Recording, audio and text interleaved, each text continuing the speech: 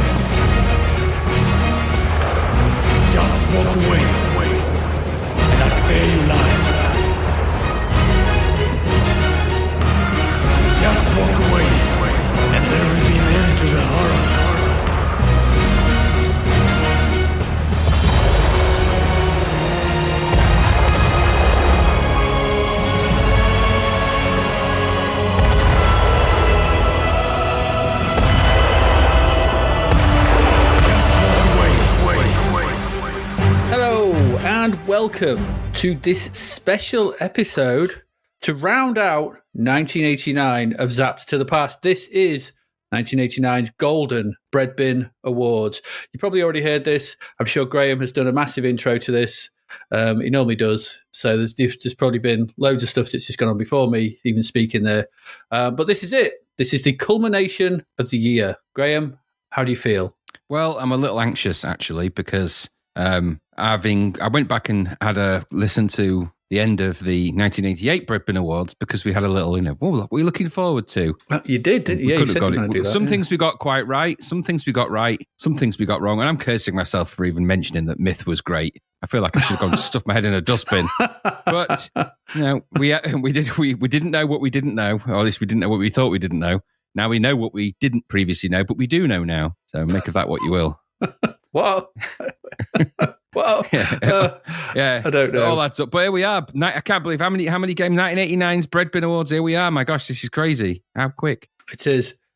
Before we get going, do we have our special Best Lipstick of 1989 award? I think we do. Yeah, as an early little present award, really. Yes, of course. We rarely give out, unusual awards in this category, having not really worn lipstick ever. But we like to acknowledge lipstick when it's used well. And we like to think, I like to think, I'm sure you agree, that there is only one outstanding lipstick-wearing duo featured in a game this year. I mean, there is only one. There's not any other game that featured it, so there is only one winner for that, really, isn't there? To start things off. There is. And that game is Red Heat. It's the Red Heat loading screen. Of course it is. For some wonderful application of what I would call cherry red, if I was to give that a shade, maybe. Yes. I don't know. I tell you, Arnold Schwarzenegger's crop top has never looked so brown on the C64. It looks like it's been spray painted with fake tan. And he's got the bluest of eyes. His eyes are piercing blue. Fremen. I've come to the conclusion they're Fremen from Dune. so I mean, him and Belushi, they both share the same shade of lipstick and eye. Which tells you that whether the eye colour, but it looks like they might very well have been kissing, which is nice. That's nice. Which is nice. It would give a whole new meaning to the words Red Heat. Perhaps. And of course, that was Ocean. So, of course they won that. Of course they did. Of course they won it. They got. I think they might be in with a lot of awards this year. Yes. Not the ones they stand want, a chance. No. And they may have wanted that one. Maybe they did. Maybe they didn't. Maybe they did. All right. With that out of the way, best lipstick. Let's have some stats. We always have some stats to start off this.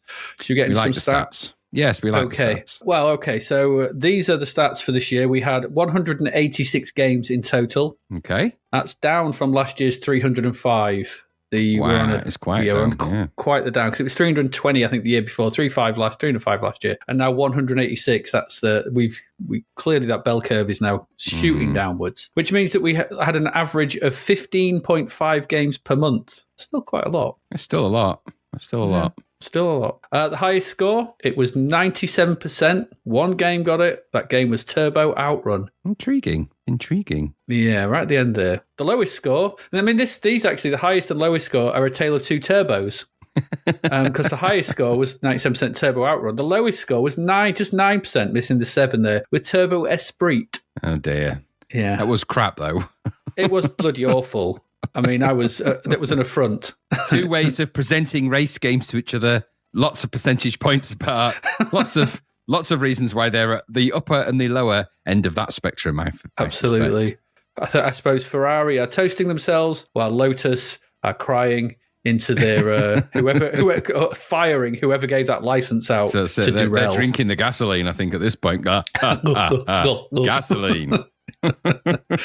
Yeah, indeed. There were 3 gold medals this year. Ooh. The aforementioned Turbo Outrun with 97%. There was Batman the movie at 96%. Yeah. And The Untouchables also at 96%.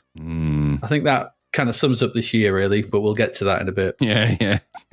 That was compared to seven gold medals last year. Yeah. 22 Sizzlers. That's quite a lot. It is. I mean, compared to 24 last year, if you do that as a percentage, that is a higher percentage. 22 of 886. I didn't work this out, but it's a higher percentage of 24 of 305. Yeah, which actually ties into the kind of core theme, which I'll come back to in a bit, but ties into the theme of last year, actually, heavily. It does. It is. 1 silver medal. That was Zamzara. Zamzara! The silver medal you seek. I forgot they even issued silver medals. They did. They seek it in Zamzara. 2 snakes. How many, just as an aside, how many Zzap review teams have we had this year? Is it just the one? 17, I think. I was going to say, been a few changes at the top. There's probably been more staff changes than Sizzlers. There has. I think there was a staff change mid-issue at one point. Yeah, it's crazy.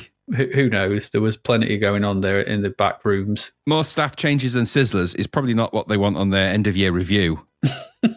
No, we probably don't. There were 13 games that were under 20%. That's compared to 26 last year. I think that is woefully low. Yeah. That's low, but artificially low, definitely. Yeah, that should be a higher number because it makes the average review score of 60%, up 1% on last year. That's just not possible. I mean, I proved it with maths. Yeah, it's mathematically presented, but it's just not an actual reflection of the reality, is it? No, it's not. No, it isn't. We always do any games that get into the 99 club? No.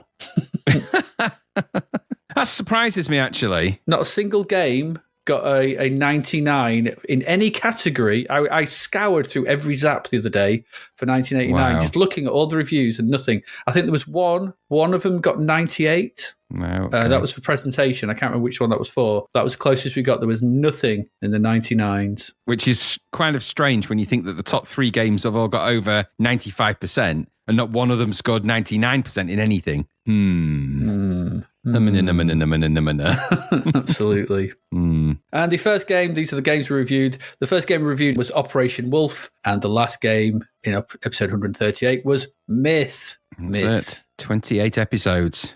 28 episodes to get through this year. Yeah, that's not bad. That's all right. No, pretty good. So, should we go on to our thoughts about the year? Yes. And I was going to pass that over to you, Graham. What are your thoughts on 1989? 1989. Well, we went in with a bit of a fresh mind because when I listened back to our outro, such as it was on the Breadbin Awards for 1988, there was a little bit of hope. Neither of us were 100% sure about what we were going into because we were reaching the zone, especially for you, where the C64 was being phased out of your kind of teenage life in favor of girls and booze and good times and things like that.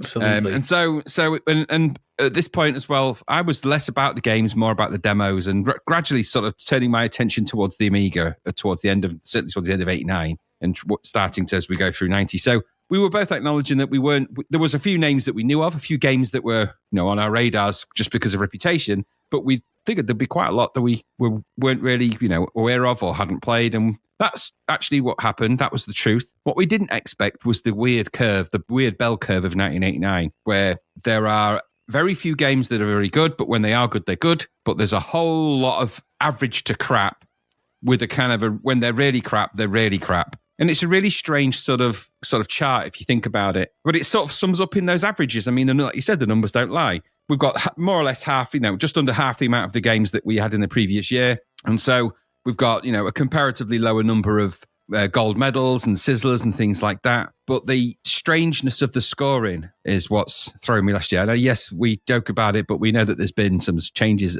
over at Zzap, and we don't base our reviews on what they score things. We, I think, famously tell it how it is for most games and give them what for. So I think Zzap has obviously been in turmoil throughout this year in terms of the Amiga stuff that's in there, the C64 stuff that's in there, not quite having the right team in place, not quite understanding and how to review those things. And first off, it was comparing them, and then it was sort of side by side, and then it became a whole bunch of crazy going on. And this is because 1989 is that pivotal year of change, isn't it? It's the big change year. We knew it was going to be that because you'd identified the downturn in the number of software releases. 305 down to 186 new releases, but there's still probably about 500 releases because they just re-released all the games from 1986 and 1985 again. Yeah. So there's that's true. Tons and tons of budget re-releases, loads of compilation releases, tons of them. So my to make sense of all of that is a little bit crazy. I have to say 1989 has been a year where there's been very few highs, but when they are high, they're good. But there's been a lot of lows, some really terrible practice from some of the publishing companies in terms of just out and out license ripping off and stuff like that. We've kind of seen that play out for what it is. And as the year's gone on, it's got worse and worse and worse to the point where I'm become quite disparaged by the sheer volume of bad arcade conversions and bad licensed games. And that's really set to continue. So what do I take from all of that? Well, it's starting to lay bare a little bit of the practices of some of those games publishers. I think a lot of them had already jumped now to the Amiga. So the C64, certainly from June onwards, had become the also-ran. It'd become the B-list. So, and even though there was still a lot of money to be made out of C64 games, they're still charging a tenner. A tenner is a lot of money for anybody back then. They weren't making the volume sales. The Amiga was starting to really step in. 16-bit was starting to step in. The Atari ST was having its own little impact in its own way. And so it wasn't going the C64's way. And so the focus was not really on doing the necessary justice to them, just get them out the door. But my chief concern about all of that was not so much that was the practice, because obviously I get it. Business is business. New technology comes out and you're going to do that. We've seen that time and time again. The Xbox got superseded. The PlayStation got superseded. The Wii. And it happens. That's the model. Fine with that. But what it made me think of was how many of these bad practices of business, how many of these publishers were always doing crappy things. And this has just left them a little bit more exposed. And towards the end of the year, it became very apparent to the point when there was a game that was re-released at budget in the shape of Top Gun that was clearly just a release because it was crap anyway. And so that kind of sort of sealed the deal for me. So my view of 1989, there's been some good things in there. There has. And there's been some real jumps in code base, some crazy clever coding going on the C64. I mean, that's something that goes on to this day. But in 1989, there was some real boundaries being pushed about what you could cram into 64K. It really was crazy what's going on. But at the same time, some of the games were just utterly rubbish. And when they were rubbish, and there's a lot more of them than I thought there would be, which is kind of, I imagine 1989 to be quite a bounty year. I know that 1987 was the big year for releases and perhaps more your year in terms of when you were playing more games in 1987, maybe 87, 86, 87. But I remember 1989 being quite a good year for games. I couldn't have been more wrong. No, you couldn't. It's been some utter rubbish. And that's the real, so that's my, it's like 50-50, it's like roulette. 1989 has been the roulette year of games published on the C64. It really has. You might get a good one. Chances are you won't. And even the roulette game was rubbish, wasn't it? The game with roulette in was actually rubbish. The irony. Anyway, so that was my take on it. It was Vegas. Was it Vegas Casino? It's just, that's my take on this year. That won it, but yeah, they did a terrible game. So that's my take on it, Aid. It was, I'm hopeful for 1990. We'll come after we go through the awards, but these awards coming up are a real reflection of the year it's been, and I think your stats really do show that for what it is. An average review score of 60%. Come on. I mean, that might be just the fact that there's less games that have been reviewed, so the average score would go up, which is something we were joking about early on, because we were saying in those early episodes, there's less games, so the chance of being a good one, much higher. Yeah, we were kind of proved mathematically wrong there. The chance of there being more crap is actually higher. Yeah, absolutely. Yes. Yeah, we thought it was going to be 1 out of 7 dwarfs is happy. It turns out that 6 out of 7 dwarfs are not happy. That's how we thought it was going to be. So the stats went against us, didn't they? What about you? What was your take? Well, I can sum it up in a statement. I was trying to sort of think I was going to word this, and I think I've come up with it. And see if you can get the subtle subtext of this. I think 1989 was an ocean of shite with a few islands of quality floating around. Yeah, very subtle. I thought I hid the meaning there quite well. I thought, no one's going to understand that. That's subtle. Just say, Ocean made some crap games and we didn't like them. No. We had an ocean of shite because it's all the games. There's so much. Because I've been looking through the list of the games, and, you've got stuff like bloody... when we talk about those that review scores being so high, you've got Renegade 3 at 90%. I'm sorry, just no. Just no. About that. No. Which, you've got Top Gun, as you mentioned, at 61 or 60, whatever it was. That's just like, what? Yeah. It's all over the place. The scoring at this point was, I don't know. I mean, there used to be some consistency with the original Zzap reviewers, and I think even the previous reviewers. I think it's in the back half of this year. And I don't want to I don't know what's gone on, but I think there's been some. We've seen the game, and we'll see this sort of thing because we've got Thingy coming next year. One of the games we've got to actually look forward to next year is the Operation Thunderbolt. So I've been linked to the making of that. Now we'll discuss that. We'll discuss that obviously when we get to it. But the guy who made it says the Zzap crew came along and they were showing a preview. They weren't allowed to play it, and as far as he was aware, they never got a copy to play, and they got Sizzler. What practices are these? And I think that I was right when I said Batman, Untouchables. They went along, they saw some stuff, they went off, and and I think there's been I don't believe for an instant these games have been played, some of them, because they can't have been, because they're rubbish. And I think that's been the problem with this year. There's just been a slew of crap. Now, is that because? And now there's probably the reason for that, I'm thinking, is because we've seen like a drop off of 120 games reviewed, around about 120 different, lower, so fewer. So the machine, it becomes that point where you have to sort of big up what's there. You have to sort of embellish the quality of the stuff that is actually being produced for it and say, no, it's still really good. Don't go to the Amiga, don't go to the ST. It's Commodore 64 stuff, still excellent. It's getting gold medals and stuff, and the high quality of all these sizzlers and all these games are great. Look at all these high-res overlay sprites and stuff. It's all pretty cool. And I think that's what's happened. I think this is the start of that. I think we saw it maybe a little bit in 88, but that's been the real story for me in 89, where it's been a case of, you've given it maybe 60, but couldn't it be a 90? Oh, okay. And, when we come back to look at it, it's like, no, they shouldn't have been.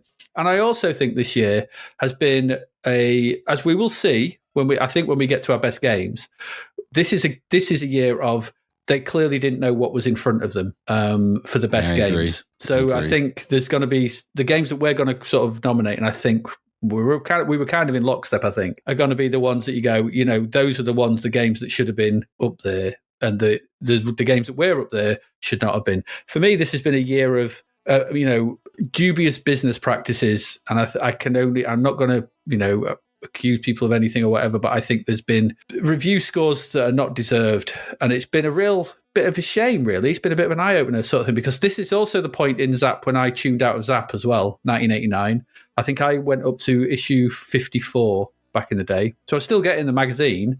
Just out of stingy, I think it was 54. It was 50 something.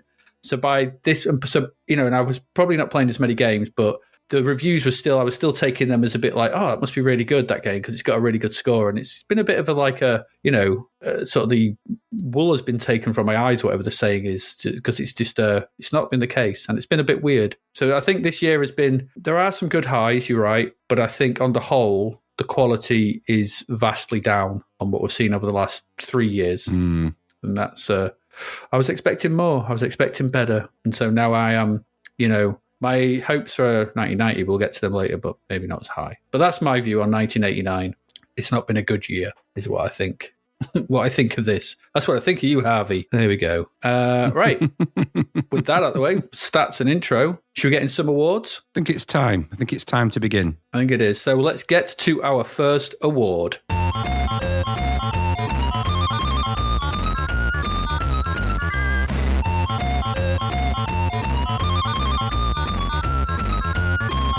And that, Graham, well, it's a good looker. It's the best visuals. So best graphics, best visuals, whatever you want to say. It's the best graphics award. And as ever, we've done it our normal way. Graham and I, just to sort of outline our voting process. Individually, Graham and I went away and we made our own lists of what we thought were the best games and what we came back with. We then combined those lists and what overlapped. So what we both thought made the final cut. We might have nominated other games, but they've not made it. So the games that didn't make it, I'm just going to go through those first, that you thought or I thought it should have been in there. The Stunt Car Racer, that was John Cumming. Eliminator, Darren Stummington and Hugh Binns.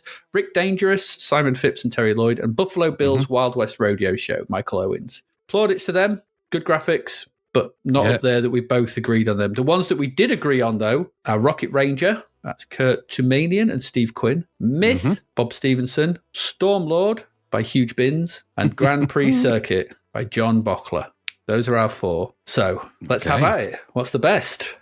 What's the worst? Or what's not going to make the top three out of them four? Well, so like I say, our normal process is then to whittle it down to three, isn't it? And then we've got the three, and then we can jostle them for order. So one of those has got to go, right? It has. So now, what I'm thinking of, and I've sort of, because I try and rationalize what constitutes the best visuals, because there's different representations. Stunt car racers visuals, they're not in the best visuals category in terms of the final four, but there was some 3D stuff going on in there. Does that constitute 3D complexity? Stunt car racer was amazing, but for the time. But at the same time, was it better than Grand Prix Circuit's representation of racing in terms of its context? Because of course that's Formula One, and there's some fancy stuff going on there. Then you've got pixel painting, and the pixel painters have got a strong innings here, with both Stormlord, Myth, and Rocket Ranger to an extent. Yeah. Having sort of, different things. Now, for my money, and I'm just going to lay this, I'm just putting this out there for you to consider.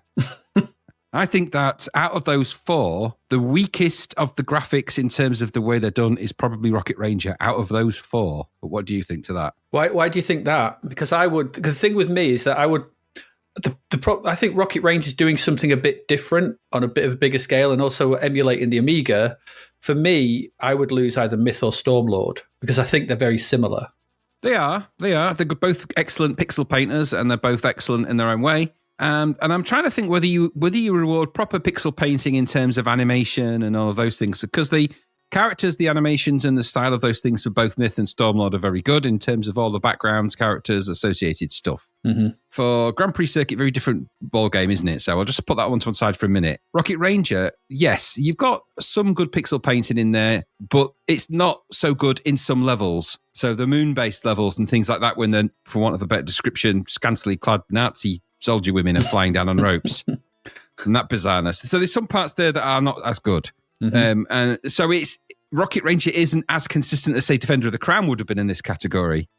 So it's not as consistently well painted as that. There's not as much of that either. There's not as much scene setting graphics. There's a few stills and some animations, but it didn't feel the theme. If there was an award for the best thematic, Rocket Ranger might very well stand a chance in terms of capturing that kind of daring do movie Rocket Man type idea. But that isn't what this is. So if it's coming down to somebody who could paint pixels on a screen and make them look really nice, and I have to say, and I'm a little bit biased because I much prefer pixel painters to the kind of Rocket Ranger styling. That's just a personal preference. So I'm quite like the pixel painters. So for me, I would lean more Myth, Stormlord. But then Grand Prix Circuit sort of sticks in there and you think, well, from a visual perspective and graphic perspective, is that in the same league as the other three? I don't know. I think it is. I think for me, I think the C64 there are some very good pixel painters, and that's, I think, one of the C64 strengths. When you get good pixel painters, we've seen it in lots of games. I mean, going back to things like Delta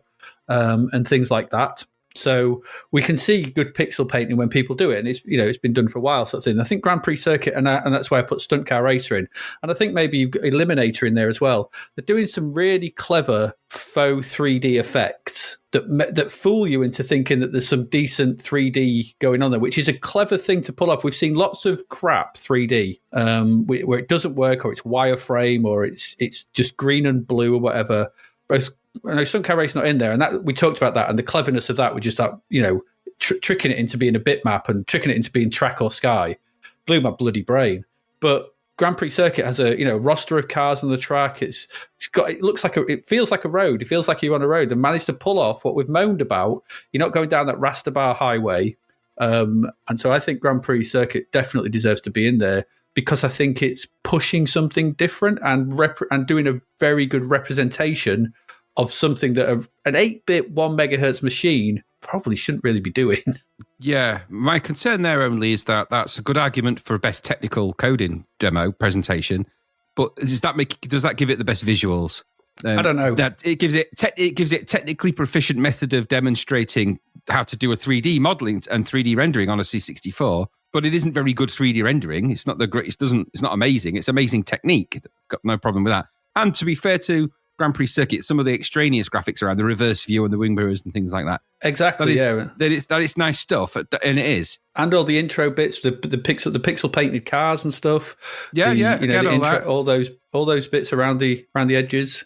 But I think if you're going to go for a game that has pretty visuals and very pretty graphics consistently all the way through, you've got to be leaning more towards the pixel painting of Bob Stevenson, I think, or Hugh Binns, because they've always been very good pixel painters in terms of the kind of games that need that kind of pixel painting. So, the side-scrolling, characters in there, backgrounds with lots of colour and detail, pretty worlds. Mm-hmm. And I actually suppose out the two, if you put a gun at my head, I suppose, and said, you got to choose Myth or Stormlord, that's a very difficult decision, actually, because there's parts of Myth, stupidness aside of Myth, but there's parts of Myth that I really like in terms of its graphics. But then again, Stormlord has some really, really colourful visuals. And Hugh Binns has a knack for that. Yeah. And Bob Stevenson's graphics have a really nice pixel shading quality to them. He does really good blended shading for considering the machine's so limited in its colour palette. Stormlord probably has the edge on that, because I think it's just prettier to look at, even though remember, take the games aside, they are vacuous stupidity of games, both of them really, and stupidly difficult in the sense of Stormlord. But in terms of a pretty pound for pound graphics, I think you've got to have, they're very hotly contested, the both of them. They certainly both outgun Rocket Ranger in terms of the quality of the graphics that have been put in there. Because I don't think there's enough consistent graphics in Rocket Ranger to keep it in that group. And that's the problem I had with Eliminator, actually. The reason why Eliminator's not made it to the top, I think I like Eliminator, but some of its sprite work wasn't very good. The track was amazing, but the sprites on it not so good in some instances. And Rick Dangerous has got some really nice sprites on it, and then some not so nice. Some of the levels were a bit rubbish, but Buffalo Bill the same. Lots of really well shaded brown in that for certain. Hey, it had the blood curtain. And the blood curtain, was that the first blood curtain? It might have been, but yeah. But out of all of those, I'd stick to my guns. I think definitely I agree with you. For Grand Prix Circuit's technical presence needs to be in that visual list, because its visual storytelling of what it's doing is amazing, and it is feel pretty fast as I remember as well. But I think if you're going to have a pixel painting game in the top three, you've got to have the two top pixel painted games in there, and that is Myth and Stormlord. Now, what order they're in is either here or there at the moment. But if you're going to go for one of those, then I would put Myth. And the reason I would put Myth is because I think Myth has more variety. Yeah, you could be right about that. There is at least Stormlord. Vikings and there's other things. Consistency. I mean, maybe the Egyptian level's not as good, but there's still some really nice stuff in there. But you've got the variety across the different levels. So you've got a lot of different stuff going on. So you've got the the Greek, the Norse stuff, and you've got the Ace level on the boat. Which is visually very clever. And then at the end, you've got the weird sort of sci-fi shoot 'em up Stormlord. Very pretty, but very one note, as far as I can make out. Doesn't really change much, does it, through the game? Not really, I suppose. I mean, the consistent quality of graphics is what we're looking for, though. So, and that is consistent. But like you say, does that mean there's a large variety? There isn't a great deal of variety in there. Myth has a high consistency and variety. Stormlord has high quantity. Consistency. Yeah. Yeah, it has more quantity, I think. I wouldn't necessarily say it was it's not they're as consistent as each other, but Myth does have the edge because it's just set over more areas, more eras. Yeah, I so suppose. there's different elements to sort of take on board, and so if we're taking best graphics, then maybe it's a case of saying Myth probably pips Stormlord if we're giving it that way because of that wider breadth of styles. There's that nice presentation at the start. They've both got that kind of nice filmy style presentation in terms of Myth and Stormlord as well. But if you were going to go that way, Rocket Ranger probably outpips both of them in terms of its ability to represent those serials. So that's why I think, I don't know, I'm loath to just make it about just, in this particular instance, Grand Prix circuit does represent Grand Prix really, really well. In totality, the pictures of the cars, the construction of everything else, even the box art was pretty cool as I remember it. So the loading screen was good, like you said, but I'm still edging towards, I like Rocket Ranger a lot, but its consistency of its graphics on the C64 particularly starts to fade towards the end of that game. And you are seeing a lot of a map screen with a little icon of a Rocket Man on it quite a lot in that game with little clouds and stuff. And it is nice but it's the same thing. There's not a lot of variety. If we're looking at variety, Rocket Ranger has the least variety out of all three. So I would still think it would be a Myth Stormlord Grand Prix circuit triple. As for the top spot, I don't know. I could get behind those three. I could go with those three. Well, if we got down to those three, then you've just got to juggle the order and so on. And I agree with you. I think Stormlord is perhaps not the top spot for that. I think Stormlord is beautiful to look at, but there are only so many fairies with big boobies that you can look at. Exactly. And there's nothing wrong with that. If that's what you want to draw. They're very well painted fairies with big boobs. Don't get me wrong. And the main character's okay as well. I mean, they're good. It's good graphics with nice animation. I think Myth just has, again, I think has it got maybe more variety and consistency in its enemies and stuff as well? Yeah, I mean, those little Greek soldiers that you fight are amazing. They look really cool, and the Norse ones as well. Yeah. So that's why one of the things we wanted was more of those things and less of the stupid shit that's in it. But but yeah, I agree. I think Myth's definitely a contender for the top. And Stormlord definitely is not a contender for the top. So I think that's the easy way to sort of circulate that. Yeah. So it's an argument then between the sort of fantasy pixel painting of Myth, which is C64 strength, and Bob Stevenson's done it really well and has proven he's done it really well over time and time, or the technical excellence of Grand Prix circuit in representing a real world sport fairly accurately and decently at a pace. And drawing the things well all throughout, from the loading screen to like I said, to the cars when you choose your different cars, to the cars on the grid, to the backgrounds that you drive around, to the back visual on Grand Prix circuit. I'm looking at it in a minute. Well, do you know what? I'm edging towards.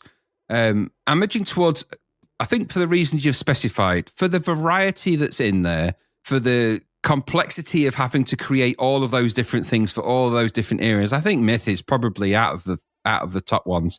Grand Prix Circuit's an amazing game, but it is based on one thing. There's a lot of mythological stuff going on in Myth, obviously. Yeah, and take the last stupid level aside, although it does have an amazing final enemy in Dameron. If you take it, you can take it aside, but it's still, the visuals are still good. You can't knock the visuals in that end level. No. I'm going to say there's not many of them, but the visuals are in terms of the final enemy. But you don't, like you said, just because it's taken the lunacy of a mad person's game idea and at least constructed that into something that visually is how you would imagine it to look. And that takes some doing. Yeah. To say to someone, right, we're going to create a level in ancient Greece. We need a Medusa, a three-headed dragon. To someone like Bob Stevenson who just goes, yeah, okay, I can pixel paint that on a C64 with 8 colours or whatever. And what he turned out is nothing short of staggering, really, in terms of what's in there. Yeah. So I think I would give it top spot to Myth, and then I would give Grand Prix Circuit the second one because I think it's deserving of at least an accolade for being what it is. And then Stormlord, I would give the bronze award, if you like, the third prize. That's me. So for me, it'd be a Myth Grand Prix Circuit Stormlord triple. Yeah, I can get behind that. I think I've no problem with Myth or Grand Prix Circuit getting it. I think Myth is, that was the thing that it got praised for, and I think, and rightly so. I think if you pull one thing out of Myth, well, it's probably two things. It's what we said at the time, wasn't it? It's amazing presentationally. It's amazing to sort of, everything else aside, that game looks incredible, and so So yeah, Myth came along as the last game of the year and stamps its authority on the visuals. It happens every year. It does. So cool, there we go. So Graham, would you like to announce the winner of the best visuals? The winner of the Best Visuals Award for 1989 goes to Myth with the Master Pixel Painter, Bob Stevenson at the helm. Well done, Myth. Well done, System 3. Yeah, well done. That's good. No disrespect to those others. They're in out of 186 games.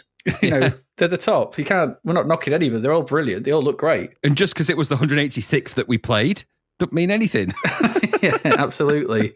There you go. It is very pretty, though. So best visuals to Myth. You have noted here, though, it's something we don't actually do, is it? What would be contenders for worst visuals? Well, I thought, because, with every yin, there is a yang, and we've said this before. And so I threw a few names in there. Dynamic Duo. We'll come across some of these later in the categories, I'm sure. Guerrilla War, Journey to the Centre of the Earth. Do you remember that? That crusty brown nonsense. Oh, my God, yeah. Oh, my Lord. I put Vec Le Mans in there. Vec Le Mans, yeah, Artura. Zybots. Zybots, yeah. Arg. There's a few. I think Arg would win it for me. They had people made of eyes. They did. People made of eyes. Battle of the Barbecues, wasn't it? It was a bit Battle weird. Of the Barbecues while eyes dotted about the place. Stupid game. Don't get me started. Lowercase eyes. Yeah, it was Don't get me started. Lowercase eye people. We must save the poor folk of lowercase eyesville. Don't get me started. We'll come to that in a bit, I think. We will. Oh, there we go. Definitely will. I think, for me, it was ARG. There we go. That's best visuals. Woo! Well done, Myth. Woo! Well done. Well done, Myth. Well done. And this time, you were more hit than Myth. Yes, you didn't myth this time. No, you didn't. Hey! See what we did there. Let's move along to our next award.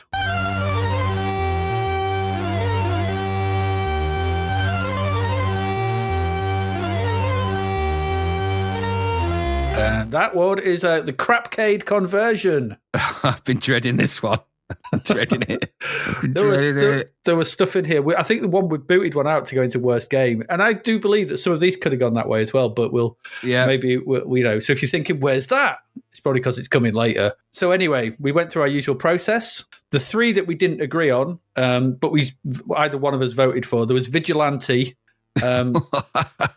which remember these are the ones we didn't both vote on. So there's Afterburner. Yeah. I mean, I didn't vote for Afterburner because I just thought it was it wasn't. I don't think it's as bad as some of those others. But and then Continental Circus, which was pretty crap.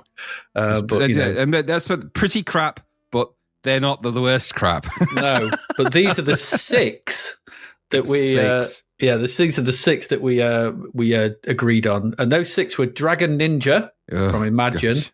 Tiger Road from Go, Vec Le Mans from Imagine, Zybots from Domark, ARG from Melbourne House, and Double Dragon from Melbourne House. So that's two Imagines and two in Melbourne House.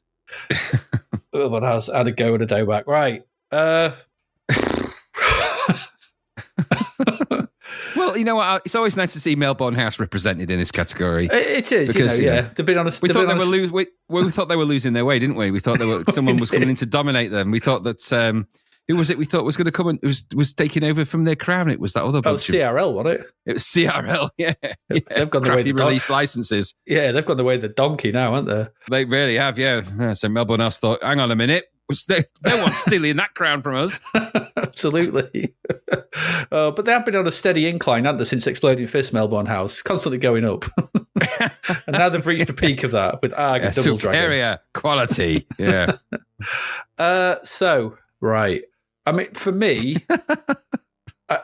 I'll just put these out there for me. If I have to pick the three worst of that six, it's those bottom three. Zybots, ARG, and Double Dragon, yeah? Yeah. Okay. Do you think any of those? Do you think Dragon Ninja Tiger Road of Vec Le Mans is worse than any of those three? Well, the issue here is that I've actually mentally erased these pieces of shit from my mind for a reason. So having to revisit these is like a properly traumatic experience at best, isn't it? It's not great. So because I thought, Tiger Road, no. Now, and I actually, so Dragon Ninja, okay, Dragon Ninja wasn't great, but it wasn't as bad as Zybot's Arc and Double Dragon. I'll give you that. I think our ire at Dragon Ninja was the score it got. Yeah, actually, because it was in the 80s, 90s, wasn't it? High 80s. Yeah, 80s, 90s. Yeah, so, but at the same time, there were things that were okay about it as well. It had the usual overlay, high-res overlay sprites. It ran. Yeah, it did. It ran. Yeah, Tiger Road. But Tiger Road was crap to begin with. Tiger Road was a crap game anyway, wasn't it? And in fact, some of these probably have that. ARG, I think that springs to my head. Yeah. And Weklerman's, okay. What they tried to do was try to make an impossibly difficult arcade game and try to fit it into the C64 game format, which is when they do a driving game, they all turn out like pole position. And when you, at the end of the day, you're always competing with Pit Stop 2, always on the C64. Yeah, exactly. But they are all crap conversions. Are they as bad as Zybots? No. No. No, they're not. No. And ARG deserves a special place in hell. Because wasn't ARG the one that was made on the weird Amiga-based hardware, as I recall, for the arcade? Yes, so it was because it was thingy, wasn't it? It was Mastertronic, and they were like, and people made it, and the guys behind it who did game design looked at it and went, "What you done?" Yeah, exactly. Essentially. So not only was it a crap arcade, it was a crap Amiga game. Now, what a double whammy to do. I mean, if you're going to do it bad, do it double hitter. Yeah. And Double Dragon was utterly shit, wasn't it? And had an apology at the back of the manual. It did, yeah. For the weird split in half people. Yeah, it was like, we're sorry. Sorry, in order to optimize the experience that you're going to play, we need to make it really stupidly. It's just crap. So by using techniques that render the bottom half of the person slightly separated from the top half. Absolutely. Like every other game doesn't. Yeah, the Impossible Mission man just looked over his shoulder and went, huh? Yeah. I'm not split in half and I'm 1984. Yeah, so Weklerman's was a Crapcade convert. It was a crap arcade conversion, but it wasn't ever going to be a very good one. And it's Imagine, they're not doing well here, are they? Tiger Road was just a crap game anyway, wasn't it? Really stupid and really bad. And missing key components. But the same problem as Dragon Ninja, really, just not very well implemented. But Zybots and ARG, if I agree with you, let's just say I agree with you, those three for definite, actually, out of that list. Because Zybots is a special kind of awful, isn't it? It's so bad. I mean, Zybots has the double whammy of earlier preview screenshots, which were just hand drawn by the looks of them, bad. And in colour. And then when the game turned up, it was like, Zybots Noir. Yeah, it was monochromatic, wasn't it? Yeah, it was. It's like, they'd gone heavy on the chiaroscuro, gone mental. Yeah. What was, so no, it just, and then when you played it, so they had that stupid control system where pressing fire and moving left to right flipped your view, but you had to strafe left and right and tap fire, so you were constantly turning, spinning, always spinning. Yeah. And on top of that, when you played it in 2-player, the frame rate collapsed. Yeah. Just utterly collapsed. The key thing for that was its 2-playeriness, wasn't it? And also, am I right in thinking that the arcade was quite, even though it was an obscure arcade, it was quite well received It's quite well received and quite, because it's essentially, unusual. And essentially Zybots is like one of the earliest examples of an over-the-shoulder shooter. Yeah. It's quite influential when you sort of trace back sort of shooters from like behind the character, third-person shooters. Zybots is one of the earliest examples. So for me then, it's out of those three, because Double Dragon was truly awful, wasn't it? It was truly dreadful, yeah. Truly dreadful. And it was a really bad conversion of a good arcade as well. And that's just what I'm trying to lean into is what were the worst conversions of good arcades? And Double Dragon is a good arcade. Double Dragon, again, is another, seminal arcade game. It's one of those games super influential. It's one of those games that cemented the belt scroller, isn't it? Not this version, though. No. This cemented a belt around the ear hole. This belt had too many holes and fell off. It did. Dreadful. So if we're going for Crapcade conversion, ARG deserves a place in hell, but it's of an arcade that nobody would have ever even heard of anyway, particularly. I certainly I didn't even know it was an arcade till we read about it. Yeah, true. So I think it doesn't deserve to be at the top.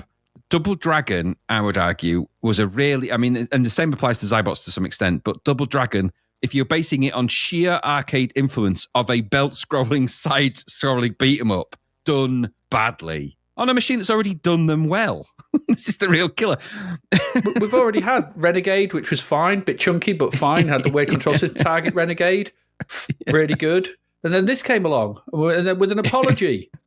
Yeah, but even then, even if you take it back to the sort of, I know Fist 2 isn't a good example in terms, but for this, or Yasagi Yojimbo, just side-scrolling games on the C64 where you're beating things up don't have to be done in this way. They, you can lean into a different mindset and creation set for that and think about that. And the fact that they didn't and turned out this rubbish makes me feel like it isn't just a bad. It was a good game in the arcades and playable game and well loved and well respected. This version is so far away from that. It's utterly, utterly tragic. Ark is a terrible game and a bad arcade conversion in that the arcade was crap, but nobody had ever heard of it. Zybots, I think Zybots is, again, not an arcade game I'd ever really come across up until when I'd seen it at one of the arcade clubs, I think. I played it quite a lot back in the day, Zybots. I used to like it.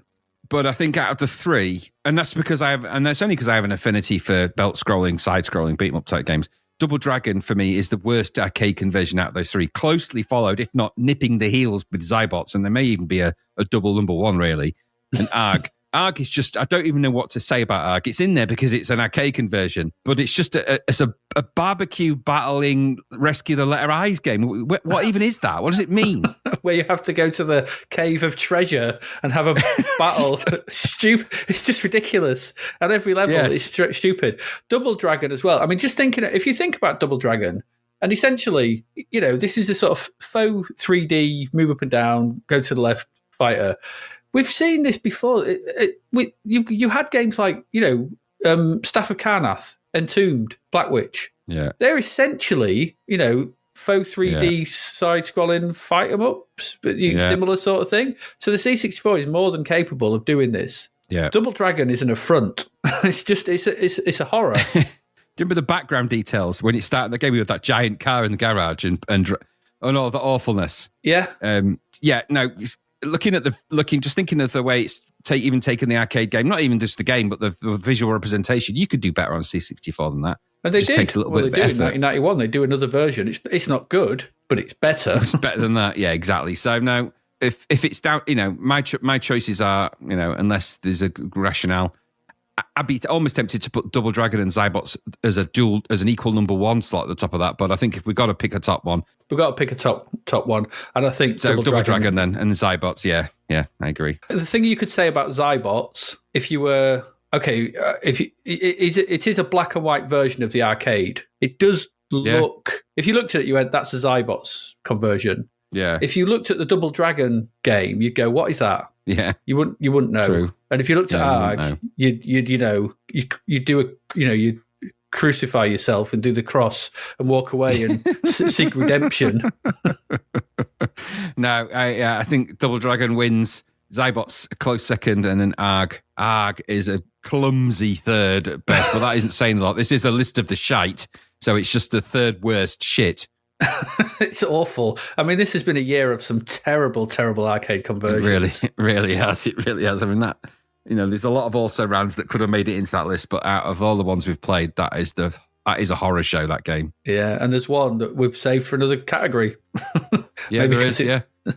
So we'll see how that goes, which is dreadful too. There we go then. Okay. So, Graham, would you like to announce the winner for the Crapcade conversion for 1989? The winner for the Crapcade conversion for 1989 is Double Dragon from Melbourne House. Boo! Boo! You stink! Boo! Get off! Get off! Get off! Stink! You stink with your split sprite and your apology. Your split sprites and your stupid apology. Boo! We don't accept your apology. Take it away. Take it away. Go away from us, Jesus Christ. What a load of crap that was. Yeah. Here we go. Right. Let's move on to some more quality. Oh, gosh. It's just like getting the shit out of the way, isn't it? Let's move in then to our next one.